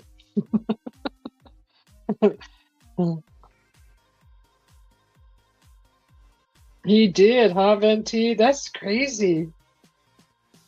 I bet original wine tastes like athlete's foot and bad life choices. Ew.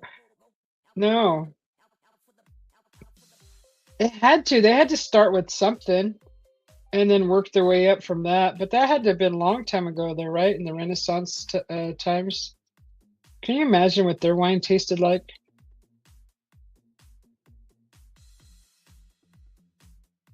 I mean, when did it actually get perfected where it actually started becoming smooth and sweet and not poisoned? I mean, can you imagine how many people may have passed away because they were trying the wine and then they drank it for so long and then they got poisoned till they got it right? Like, who is the expert? Is there an expert? Uh, well, yeah, they used to stomp the grape. Oh, yeah, that's right. That's why you were saying athlete's foot. Uh, did you know that there was an actual winery outside of Kingman, Arizona, that you can actually go and stomp your grapes, and then you could put your stomped grape feet on a shirt, and it'll stain it, and you could buy that as part of the stomping of the grapes package. Mead, yes, mead is the oldest alcohol. And you don't hear that used anymore, the mead, that word mead.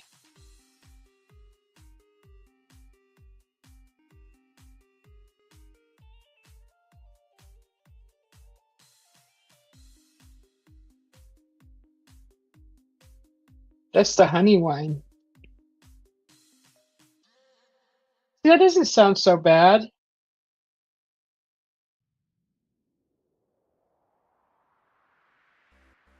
I wonder what that tastes like. Has anybody ever tasted that? Does anybody make it? Honey mixed with water and sometimes with added ingredients such as fruits, spices, grains, or hops. I didn't even know what a hop was until I moved to Idaho. They had a lot of breweries there, or several, not very many, but there were several that popped up while I was living there. And they there was actually one of the breweries, which was a really nice place, had hop seed growing right outside the front door. I never knew what those even looked like. I was like, "What is that?" They're like, "Those are hops." I'm like, "What?"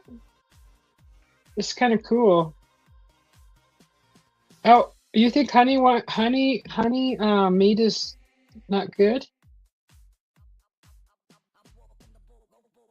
Make homemade blackberry wine around here. You're talking about I'm thinking moonshine right away. Who wants a foot stained shirt? Get your foot stained shirt here, right? It's an experience. They're paying for the experience, Mike. Mike. Um, why don't we drink meat anymore? These are just questions. It's waned as a cheaper and more readily available alcoholic beverage like beer and wine emerged, along with the rise of sugarcane and the introduction of new tax laws, making honey-based mead less competitive. Hmm.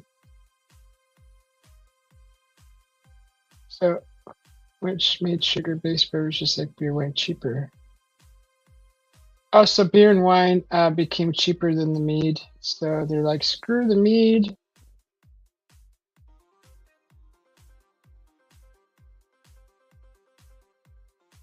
And it costs more to make the mead than it did the beer and the wine. And it required a lot of honey.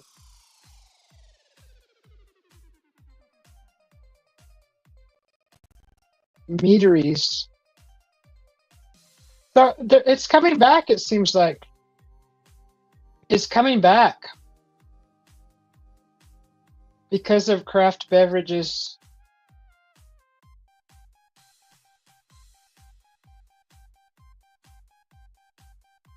Okay, so this is because mead doesn't fit neatly into any current category of American alcohol. It's tough for many pubs and liquor stores to obtain permission to sell it. Well, they found a way to sell freaking moonshine. Oh, my hubby's calling me. What'd you tell him, Mike? Hold on.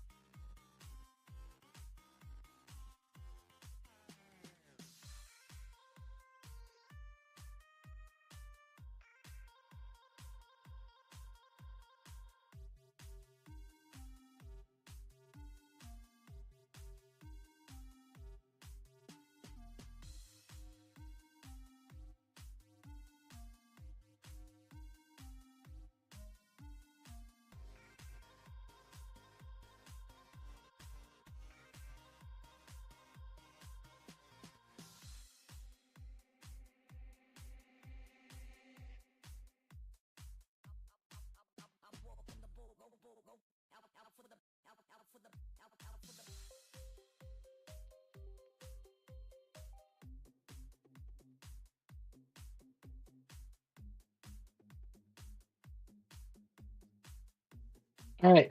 No, I didn't say that, Roger. You'd rather drink whiskey? Yeah, that was interesting about the mead. They said it's gonna come back though. It's coming back. They're trying to find a way to I don't know how old this article is. It's not dated. But they may just find a way to bring mead back onto the shelves, huh? We'll see. It is fermented. Honey wine.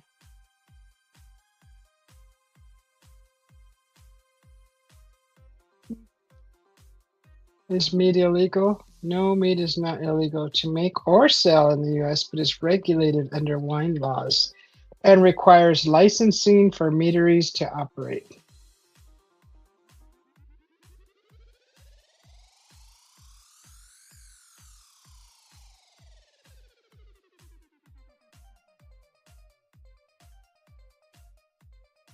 Oh, it's considered a wine product, so it is subject to the wine laws. Need to higher taxation brackets. In Idaho, I remember they had beer brewing kits that you could buy. I thought those were the coolest things ever. I never took an interest into brewing my own beer, but I thought that was cool. You could buy like the whole kit and brew your own beer. And it came with labels too. You could design your own labels for the bottles. I had a friend who actually did brew his own beer, and I thought it was cool, but I never was interested in it enough to want to learn because I'm not a really big beer drinker. Make your own, yeah. Only if you're selling it. Dorkfish. Okay, dork bait. Is meat illegal? Okay, I already read that. Yeah, I wouldn't know how to do all that stuff. But if it can be done in a lab, I would try it. If I had a lab, I would like to have a lab.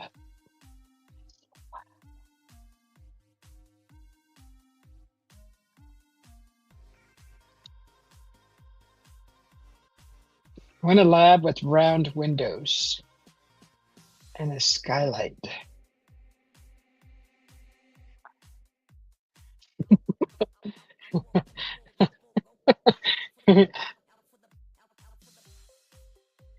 Roger says, unless they change the laws, you used to be able to get a license to make moonshine for the federal government. Oh, you had to tell them what you were going to do with it.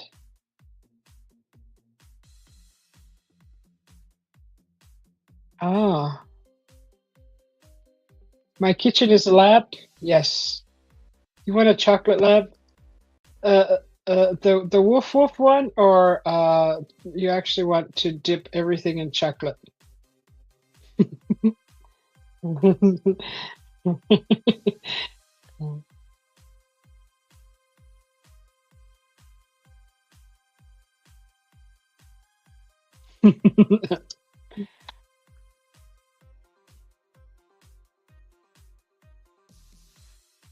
There's a lady screaming, meat is not here.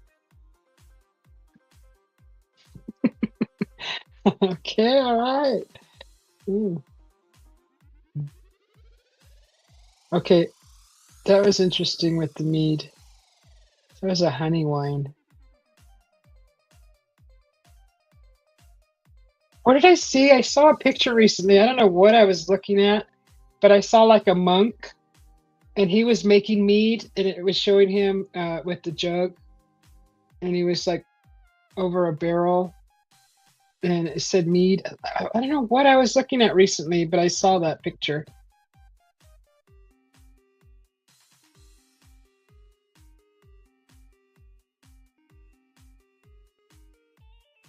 Box wide, gosh, it has blown up too. Back when I first kind of started noticing it on the shelves, because I used to live with someone who drank that box wine, and there was only like three flavors at that time.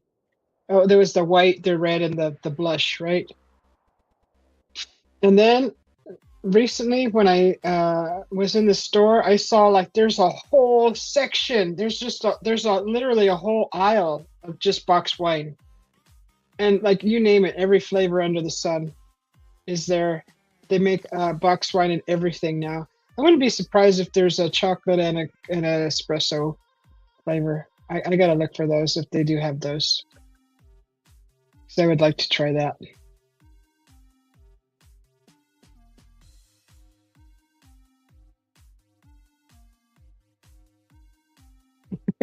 How are we supposed to know, Darkfish?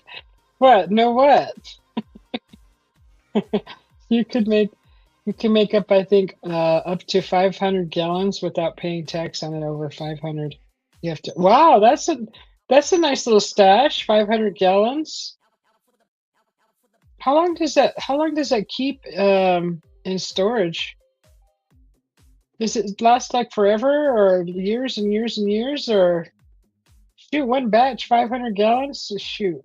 Well, it just depends how much you drink it too.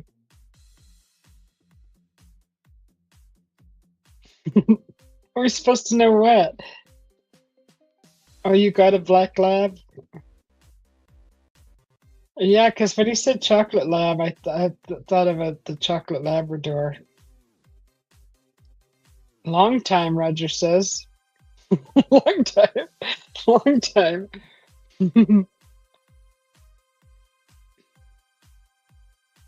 There's a helicopter. There's so many birds in the bath. Aw. That little nest. I think I see a little head in there in the little nest. Wonder if it's a baby.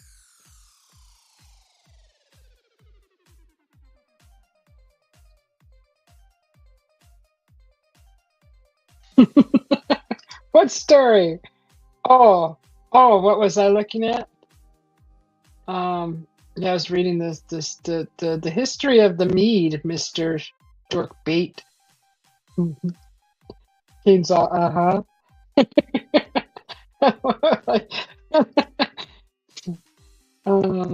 I was thinking out loud. Sorry, Mark. Mark!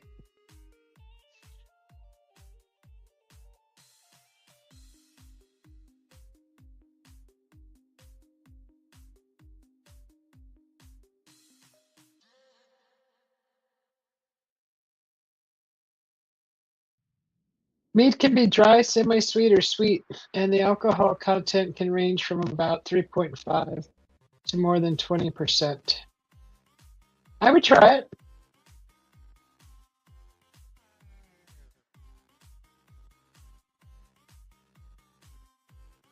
Oh, the monk story? Oh, okay, yeah. Yeah, I was looking at something. I don't know what I was looking at. I wasn't expecting you to know. Uh, Dork Bait. But I ran across something because I was probably looking at some kind of Renaissance thing, and I remember a picture like on drawn on parchment paper. It was of a monk with the bald in the middle and the hair around, and he was holding a jug of mead and leaning over a barrel, like a wine barrel, and it said mead on it.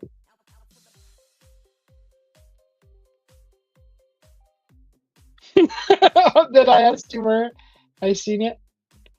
Oh, I must have been thinking out loud. I need to take my vitamins. My vitamins are empty. I need to fill my vitamins. This stupid thing only fits 3 vitamins in there. Stupid thing.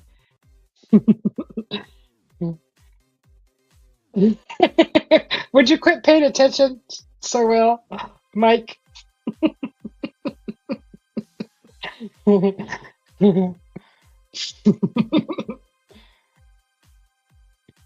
I'm confused. I think out loud a lot too, and that's probably what's confusing. Because my hubby even does this. So he's like, "What?" And then I'm like, "What?" He's like, "What?" You just did what you just did, and I'm like, "No, no, I was thinking out loud. That's all." And I forget. That was a Jew. That wasn't a monk. That was a Jew. Oh, the Jewish were making the mead. Okay. Does the hat do that to their head, or do they actually shave it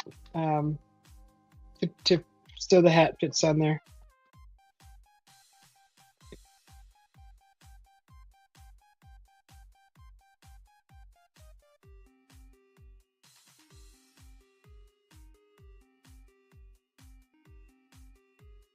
Oh, they're playing in the water. I gotta get a close-up camera of this so you guys can see that. So pretty. The birds splashing in the bath. Right now is a perfect time. It's 5 o'clock. So the lighting is just right there. Monks can't have alcohol. Okay, that was my bad. My misinterpretation of a monk.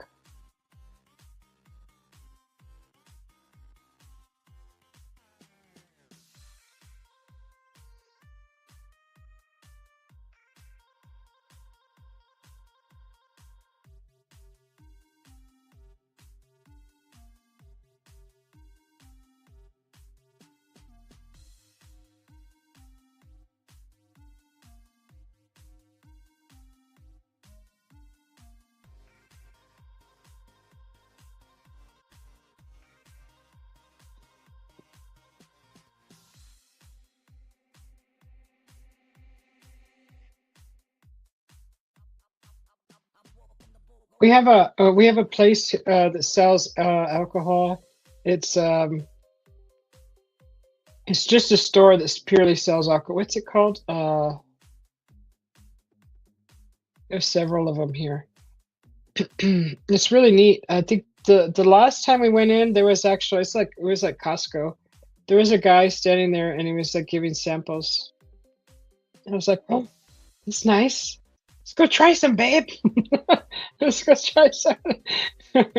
It was kind of neat. It's like I've never seen this before. This is cool. I wonder if, just people just go in there. You know how they go into Costco just to try of course you got to be a member. But you can go in without a membership. A while back ago, I found out you don't need a membership to buy alcohol. But anyways, people go in and just eat, just have their lunch with all the samples. It's not a lot. It's just like usually crackers or some kind of a dip or I don't go to them very often. I'm Total Wine. It's called Total Wine, that place.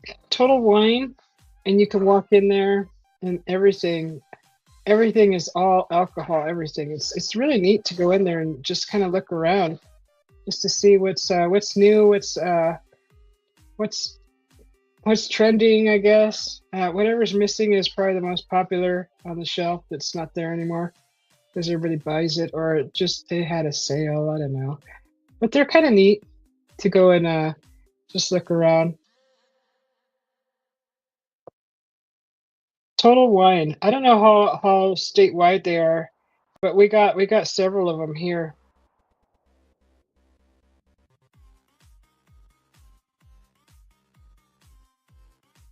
I still. Oh, speaking of Mike, I got a bone to pick with you. That day I came I came out of the hospital. The hospital. See, I don't even know what I'm saying. The dentist feels like a hospital. I had an IV in my arm, but I don't remember getting up because you're like, go swig on some moonshine, and I'm like, okay. And I go over there and like I watched the video after because I'm like, what happened? Because I don't remember any of that. All I remember is the background with the moon pie and the cats. And you're like, go take a swig of some moonshine and disinfect. It's a disinfectant, and I'm like, all right. And I'm all swishing it around my mouth, and then I go spit it out. I can't believe you told me to do that. I don't even remember doing that. I don't remember that. I was like, oh my God. Darn it, Mike. Oh, that was crazy.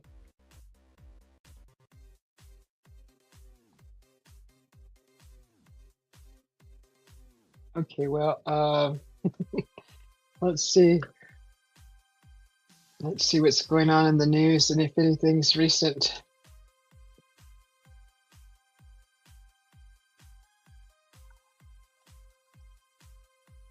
No, I want you to be. Okay, let's see.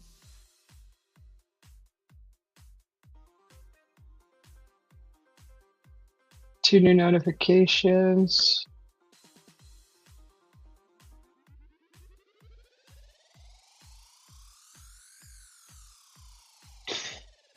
Oh, okay, you're back.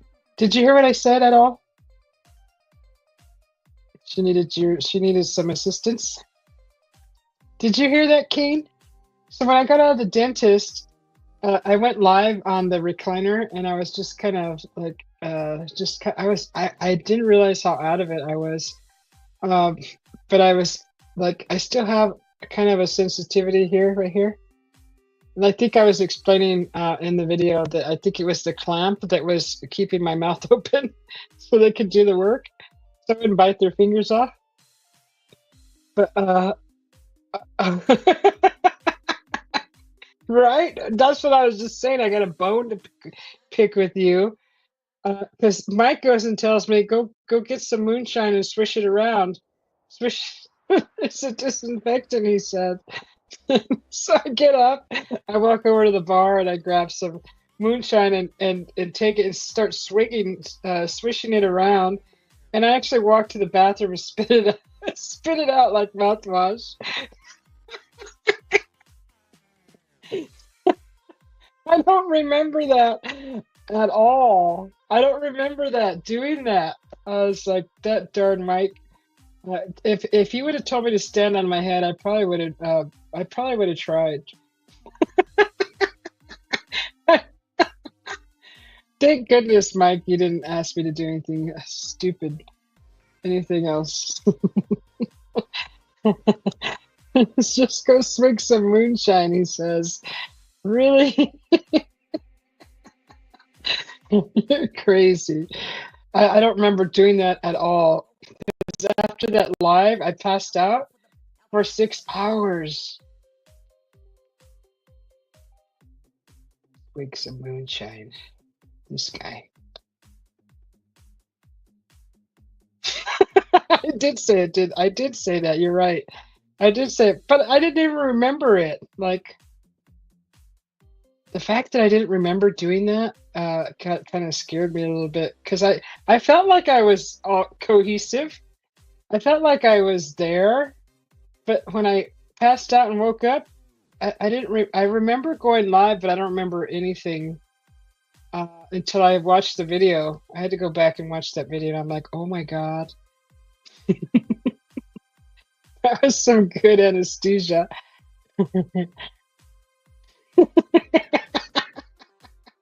I'm all swishing it on cam. I'm all. That's not my problem. That's a you problem. Oh, speaking of which, where did I see that? It's in it's in the video that I'm gonna probably release soon, a short. It says, "Please unsubscribe me from your problems." Susie Boozer. Ah, it did though. My jaw was real sore that day. Felt like I got punched in the face.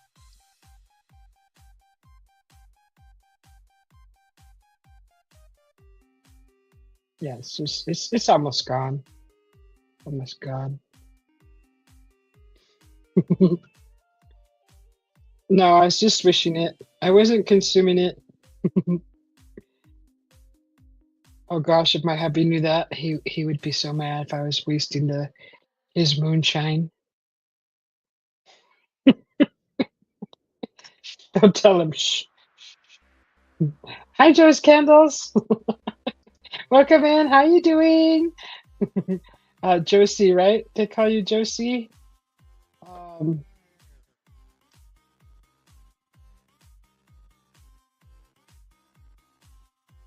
believe that. I'll send him more, so I could go swish it around.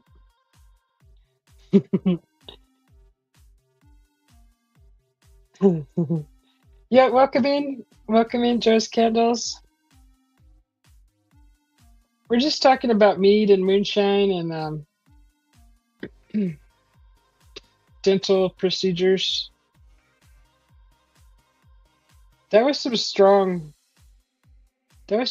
stuff.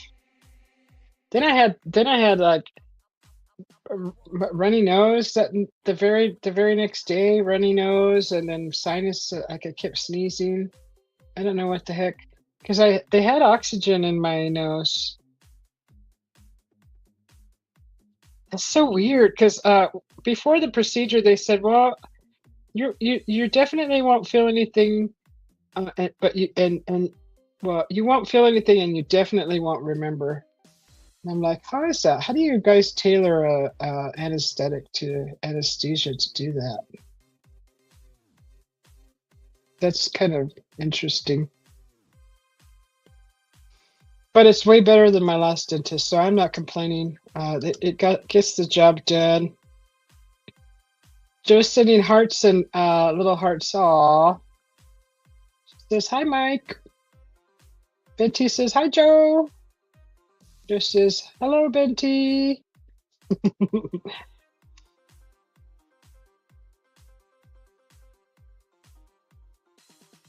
Was it Roger that said he's never heard of angel hair pasta?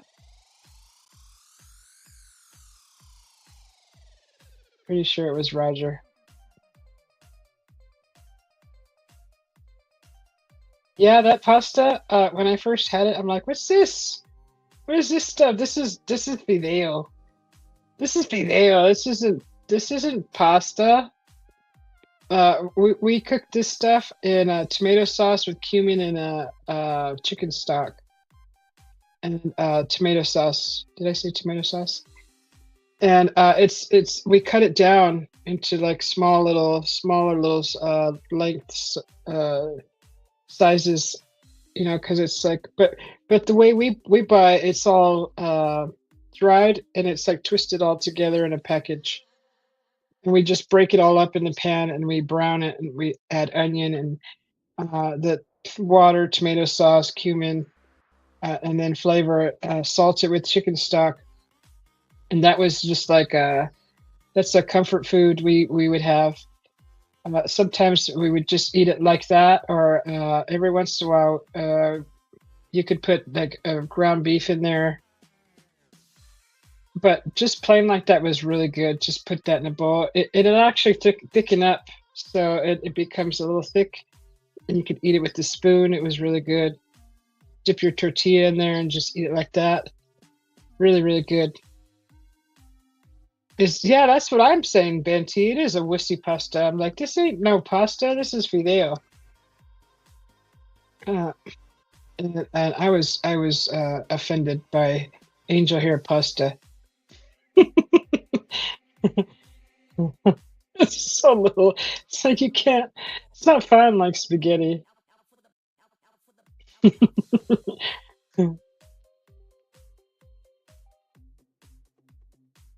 But then when I met my hubby, he showed me how to eat the pasta with just oil and garlic, with not the sauce. Because I've always, ate my pasta with like a tomato sauce.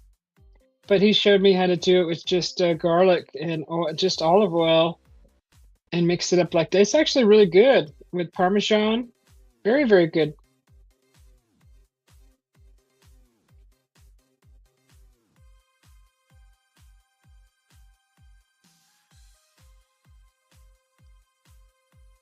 And when I lived in Idaho, they didn't cook like pasta like the way I cooked it, but it was mainly pasta was mixed in with like potatoes and even rice on the side, like a basmati rice, potatoes cooked into it, and chunks of beef. So I learned how to cook like that, but never like ran into like a culture that I hung out with a lot, and nobody ever used angel hair pasta ever. So that was like really new to me. It's like, sister, this isn't pasta. Like, not even. I like that satisfying texture with the spaghetti, a thicker noodle. My stomach. I think my stomach is hungry.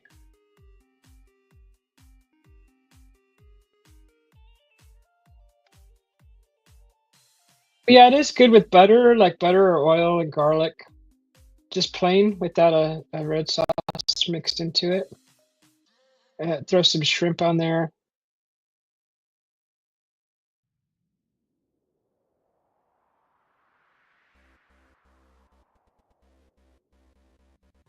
Now I'm getting hungry. One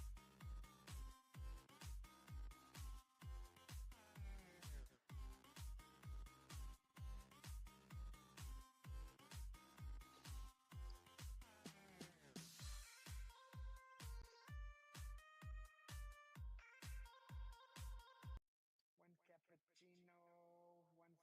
frappuccino, one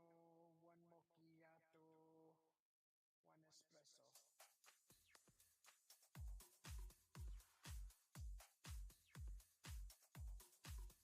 espresso. One latte, one americano. There was another good comfort food that I'd like to make was it was so you slice potatoes, you peel them, cut it in so you have your whole potato, you cut it this way and then cut it this way. Then you slice it like this into, not too thick, not too thin. And then you brown your ground beef and you cut, you chop it all up. You don't just let it cook like that. You cut it all up, make it nice and little smaller, and add onions and then garlic, and then add the potatoes in there. Um, and then let it all cook together. And then add tomato sauce with cumin and the chicken stock. You could add we added green beans, and that was the best stuff. Oh my God, put that over rice. That's like one of our comfort foods that we grew up eating. Really good, really, really, really good. I'll have to make it. I'll have to make it and go live and make it. It smells good. It tastes good. Uh, it's a carb, and then, yeah, it's a carb and starch. It's carb and starchy, but it's really good. King says, "Beautiful Joe's." He says, "Murica, Murica." But that's a nice comfort food. We have several. I grew up with several of them. Those nice comfort foods. Just to me, that's like camping food. That's like stuff you just throw in a pot. And you make a big batch of it for all your friends, and eat that with just nice chunks of bread. Um, I don't do a lot of rice when I'm camping. It's nice to have, but like the stews in the big pot, big stews like that, or even a beef stew would be nice too. Chili, all that camping food. That's some good stuff.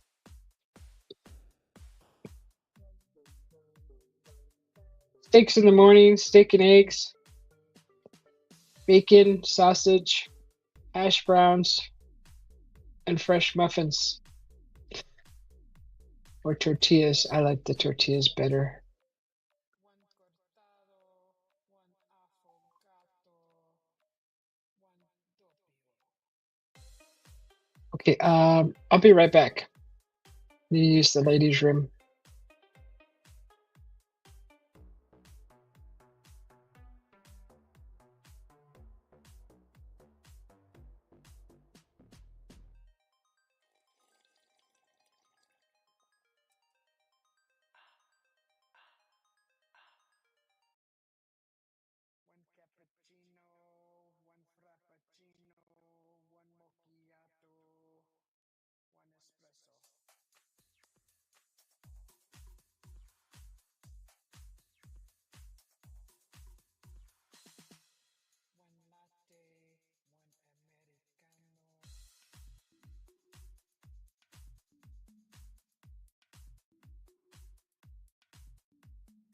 One cappuccino, one frappuccino, one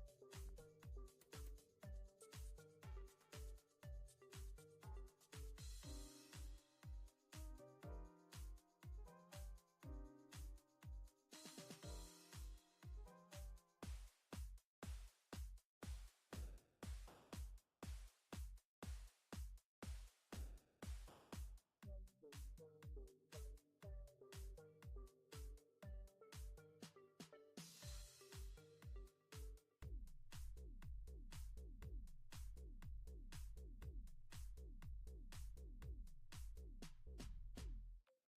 One cortado, one affogato, one doppio. Okay, I'm back. I don't know if you guys heard earlier when I was pulling weeds in the first live. Did you any of you that may have been there? Did you catch the conversation with myself? Did you catch what I was saying about the toothpaste and the charging my toothbrush? Did anybody catch that? So recently I charged my toothbrush. It's one of those Oral-B ones. The whatever the chargeable one.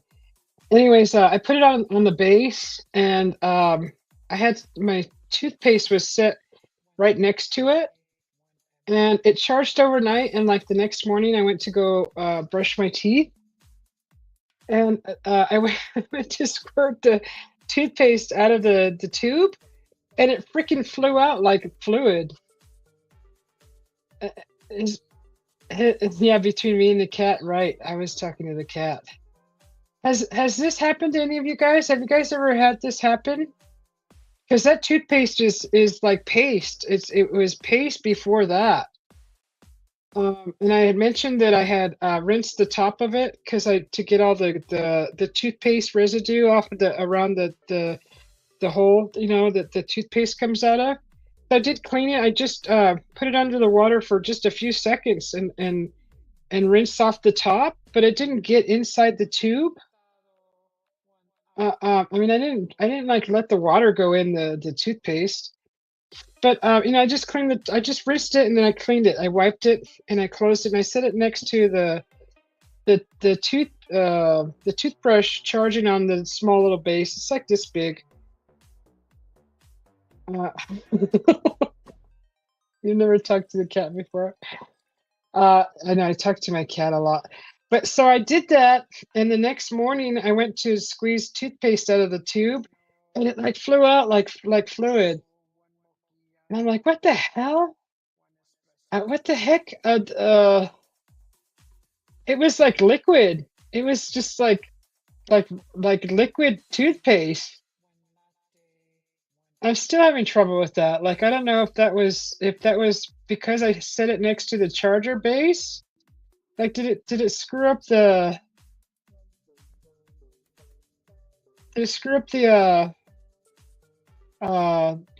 the toothpaste? Did it make it did it turn it into liquid?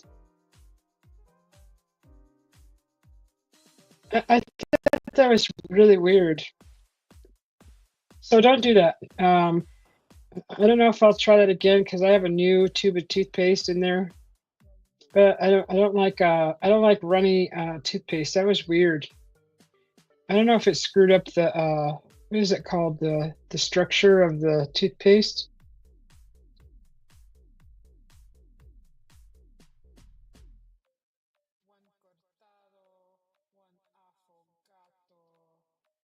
I know I didn't freaking just pour water down the tube. No. Yeah, yeah, that happened. So I don't know. I don't know if it because I had it really close to the charging base with the toothbrush sitting on it. I've never seen that before. It just liquefied my toothpaste. I don't know how that's even possible.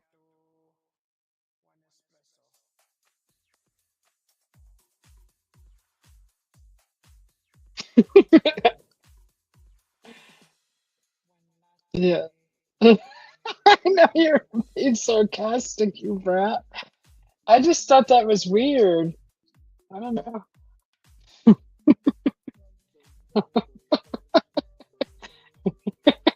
I'm gonna hear about this later. Mike's gonna make fun of me. I could just hear it already. I just wanted to know if anybody else had experienced that.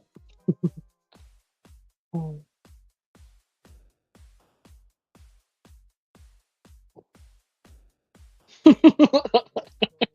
You're such a brat.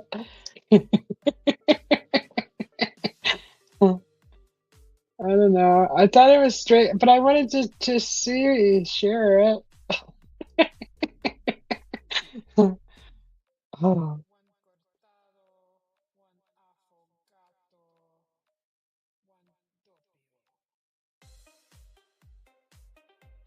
I need to put some potting soil in the new planters. I haven't put nothing in there, and I got to put something in there.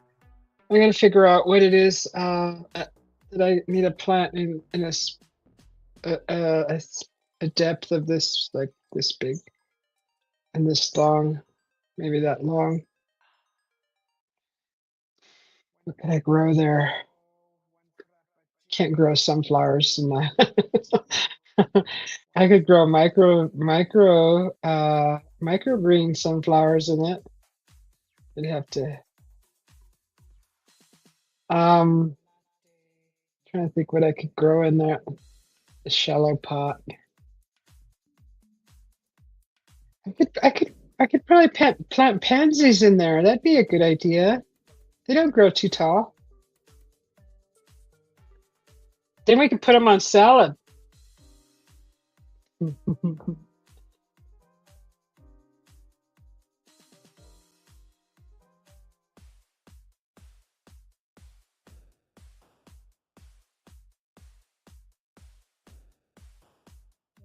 I'm gonna start experimenting with a chocolate martini, chocolate espresso martini, an espresso martini. I have the shaker now.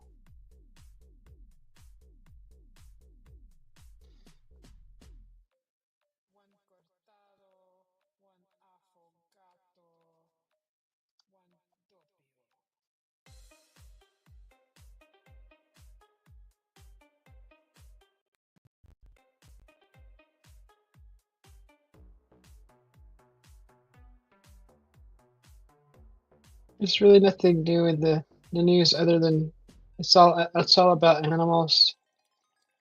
I don't really want to share that. So many animals.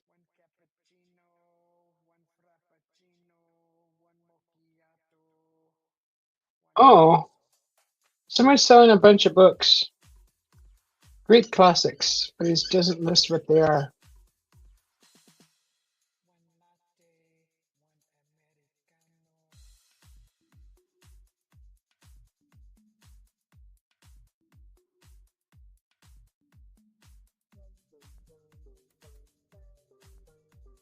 A shaker? Yeah, a shaker.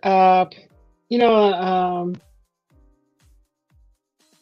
a mixed drink shaker. It's a metal, and it's got like a lid with a round coil, like a strainer thing inside. And you're supposed to shake your espresso martini in one of those. Shake it together. That's supposed to make the foam, and then you pour it out into a mar. Oh, I gotta buy a martini glass. So many things. Who sells one martini glass? I'd have to buy two. I don't know if my hubby would drink one. He'll have something else, maybe. Oh, shoot.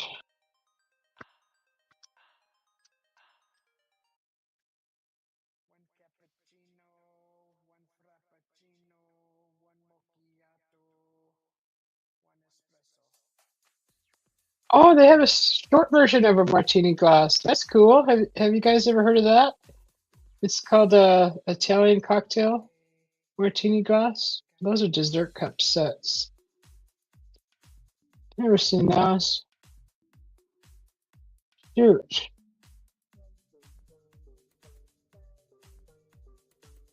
Okay, here we go. We just need two of these.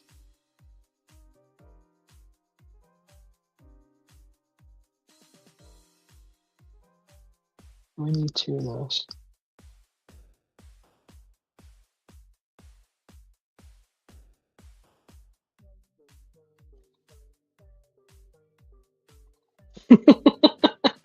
That's so cool. So interesting.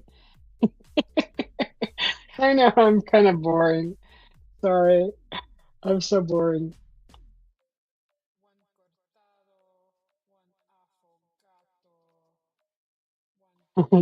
Can you order a dry martini? Yes, yes, you can order a dry martini. Yes. So I found a martini glass for $6 a piece. That's not bad. Okay, so now next time when I show you guys, I will be prepared and I will show you.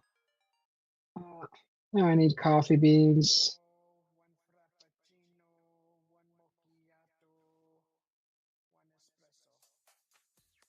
Stupid.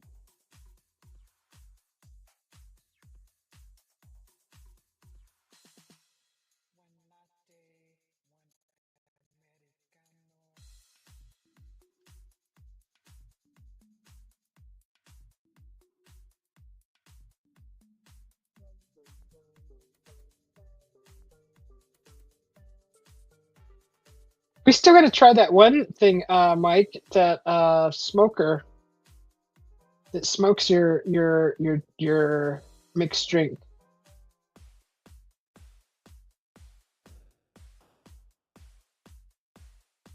Yeah, it's glass.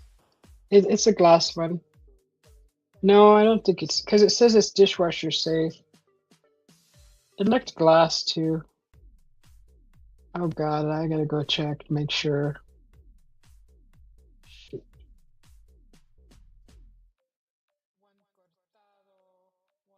Martini glass.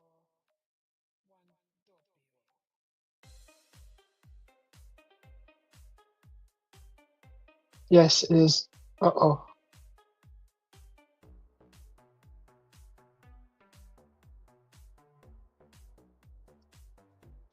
Uh-oh.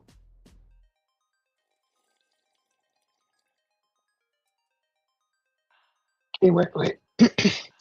Okay, it says martini glass with break resistant for restaurants, catering, kitchens. It does say plastic 9 ounces clear. It doesn't look plastic. Oh my God.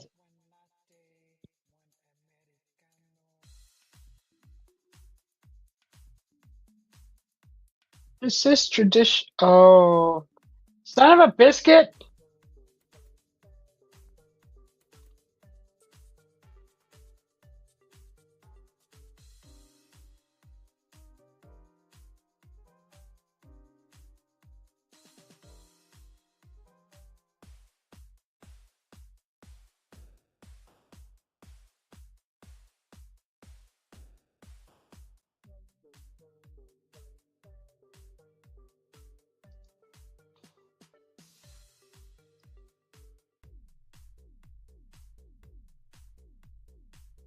All right. Thanks, Mike. It was plastic.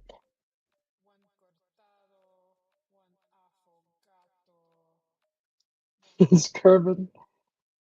Yeah, it was not glass. It said glass like, it did say plastic. I just canceled it. Son of a gun. Oops.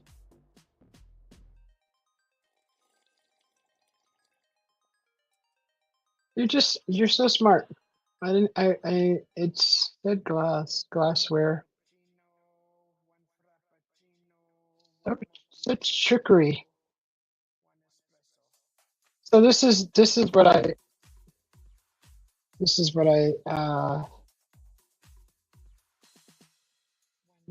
was looking at, this one. I don't know if it's gonna post that big old long link. Holy cow. Yeah, that's too long. Hold on, I'm gonna delete that.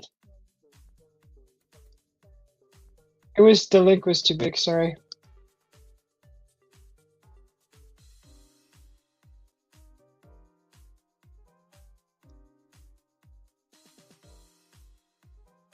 Yeah, that doesn't sound very. I think it has a better link. I could break resistance. So you could drop it on the floor and it won't break.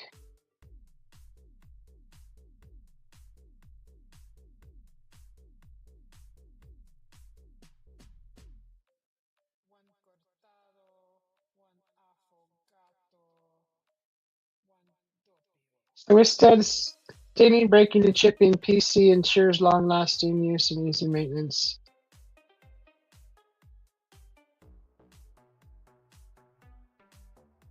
It's polycarbonate, as I think is what you're thinking of. PC plastic.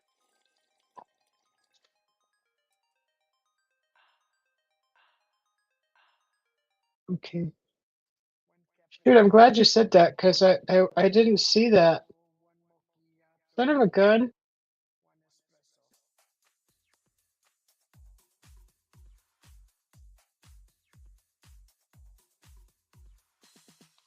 Okay, here's a hand blown one. Yeah, yeah, thanks. Thanks for saying that because I would have got them and then would have been like, the son of a gun.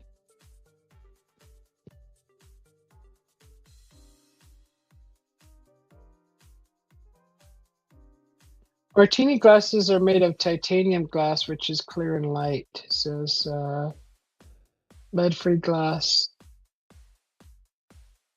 Okay, these are 2 for 15. The hand blown premium martini glasses. I just need a set of 2. Oh, it says frequently returned item. Why?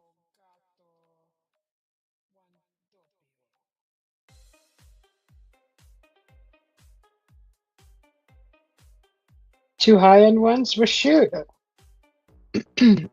Why would it? $60, really? This one says frequently returned. So to read the reviews, just want a simple martini glass. How? Why is it so complicated?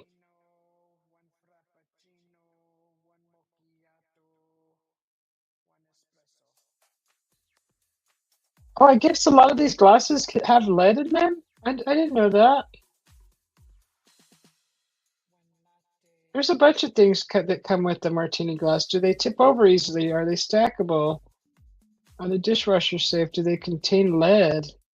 Are they suitable for outdoor use? What?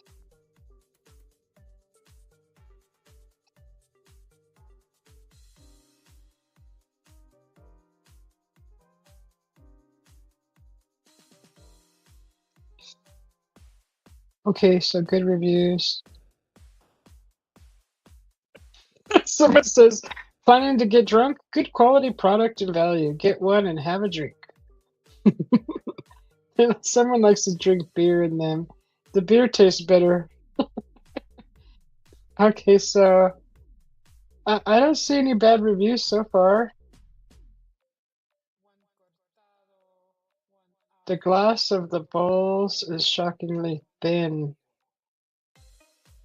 It's only about a millimeter thick. Also, the glasses were seemingly well packed in molded foam. One of the glasses arrived broken. They couldn't survive transport in a nice foam cocoon. In doubt, they will hold up to regular use. Returned. Oh, so they're thin and fragile.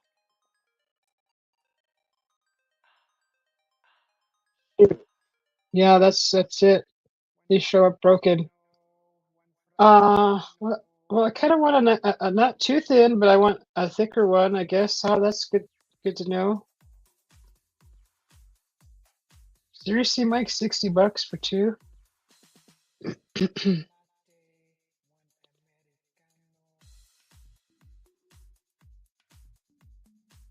I don't want 4 of them. I just there's a set of 4 crystal ones, crystal clear, but I don't need 4.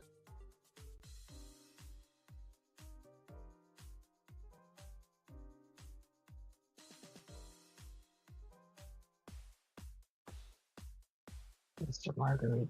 Ooh, gosh darn it! What? Oh, here's some metal ones. Stainless steel. What do you think about those? Those are cool.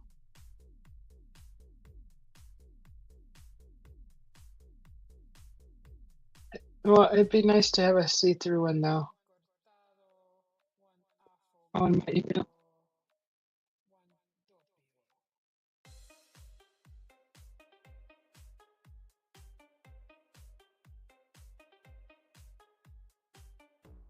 What a dangerous message.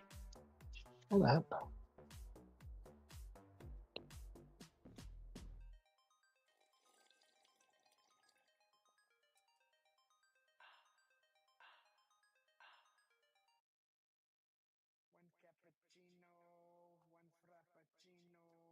Oh, those are nice.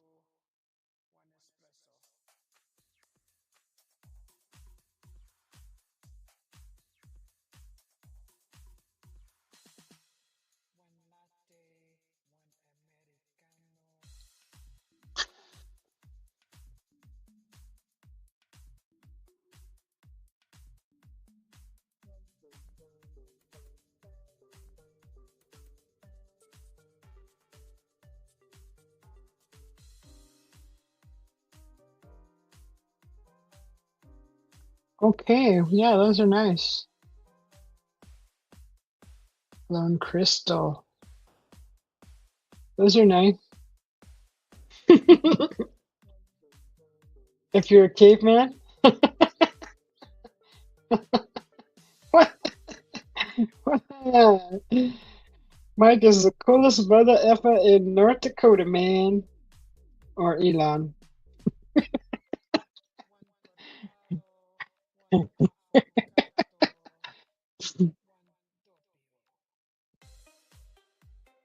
Yeah, that's blown crystal. That's nice.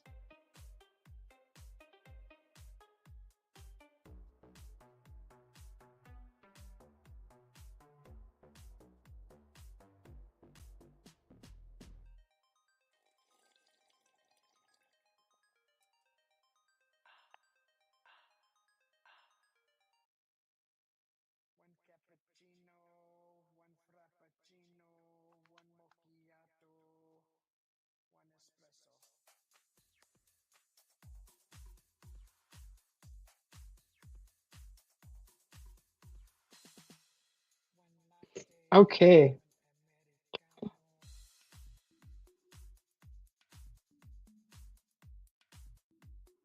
Oh my god.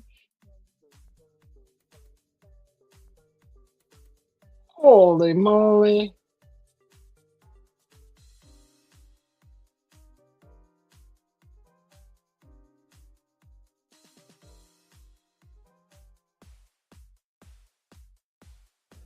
Okay. Yes. Um, you're smoking like a mofo, Kane. cleaning your you're cleaning your chain, lubing it, cleaning the spokes, and have super higher than a giraffe coochie cane. You're cleaning your chain. What, like a motorbike or something? Holy moly. Okay. Yes. Let me see.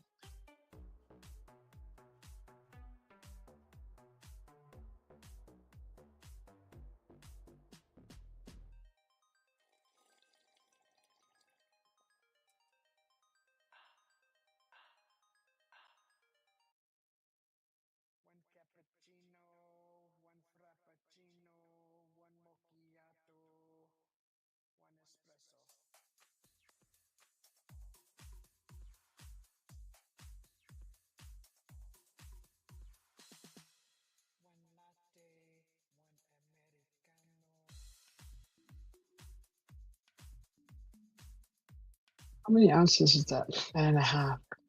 Okay. Okay. On your bike, yeah? Cleaning your chain. Okay, I thought you were talking about a chainsaw. You have an earbud on, you're listening? Mother effing Kane.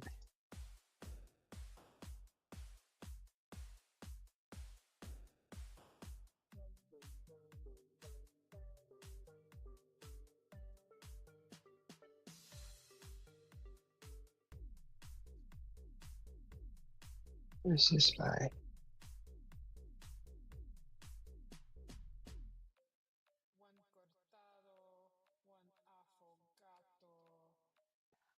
Oh my gosh.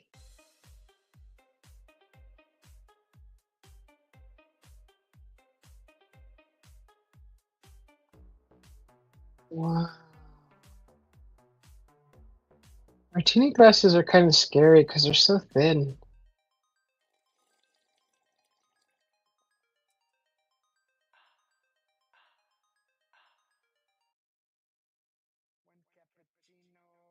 One cappuccino, one frappuccino, one macchiato, one espresso.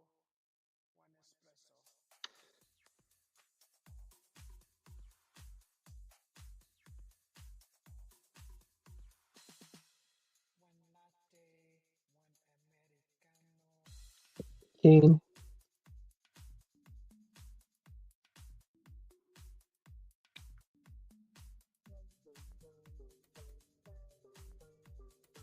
I like that one too. Son of a gun. Those are all really nice. Thanks, Mike.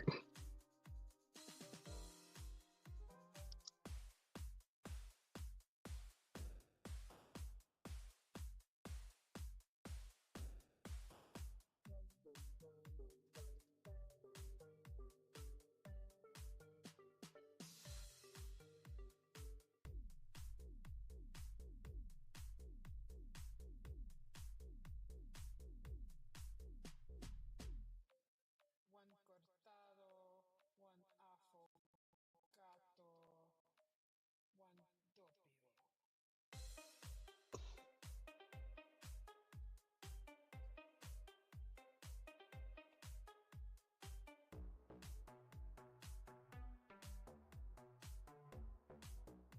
Okay, so that's done.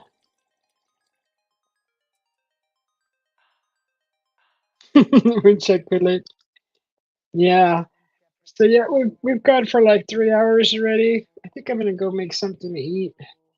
I got some. My hubby pulled out some curry chicken out of the freezer. So I guess I'll see you guys later. Probably see you tomorrow, Mike. See you guys later. I don't know if I'll go live later. I don't know. Uh, did I get the good ones? Yeah, I gotta ask my hubby, see what he thinks about that. Just make sure it's okay with him. But yeah, I want to get those. Those are nice. You always go live, man. Oh, yes. We'll see you too, Kane. Have fun cleaning your chain. Yeah, I might go live later. I don't know. Just depends. I'm gonna get some food in me first and see how I feel after that. I'm feeling kind of sluggish. I haven't eaten nothing today.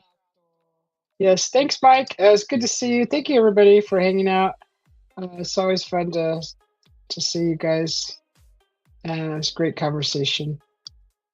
So I'll talk to you guys later. Thank you.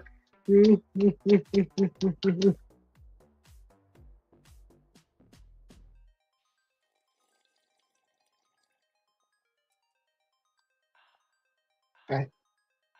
Bye.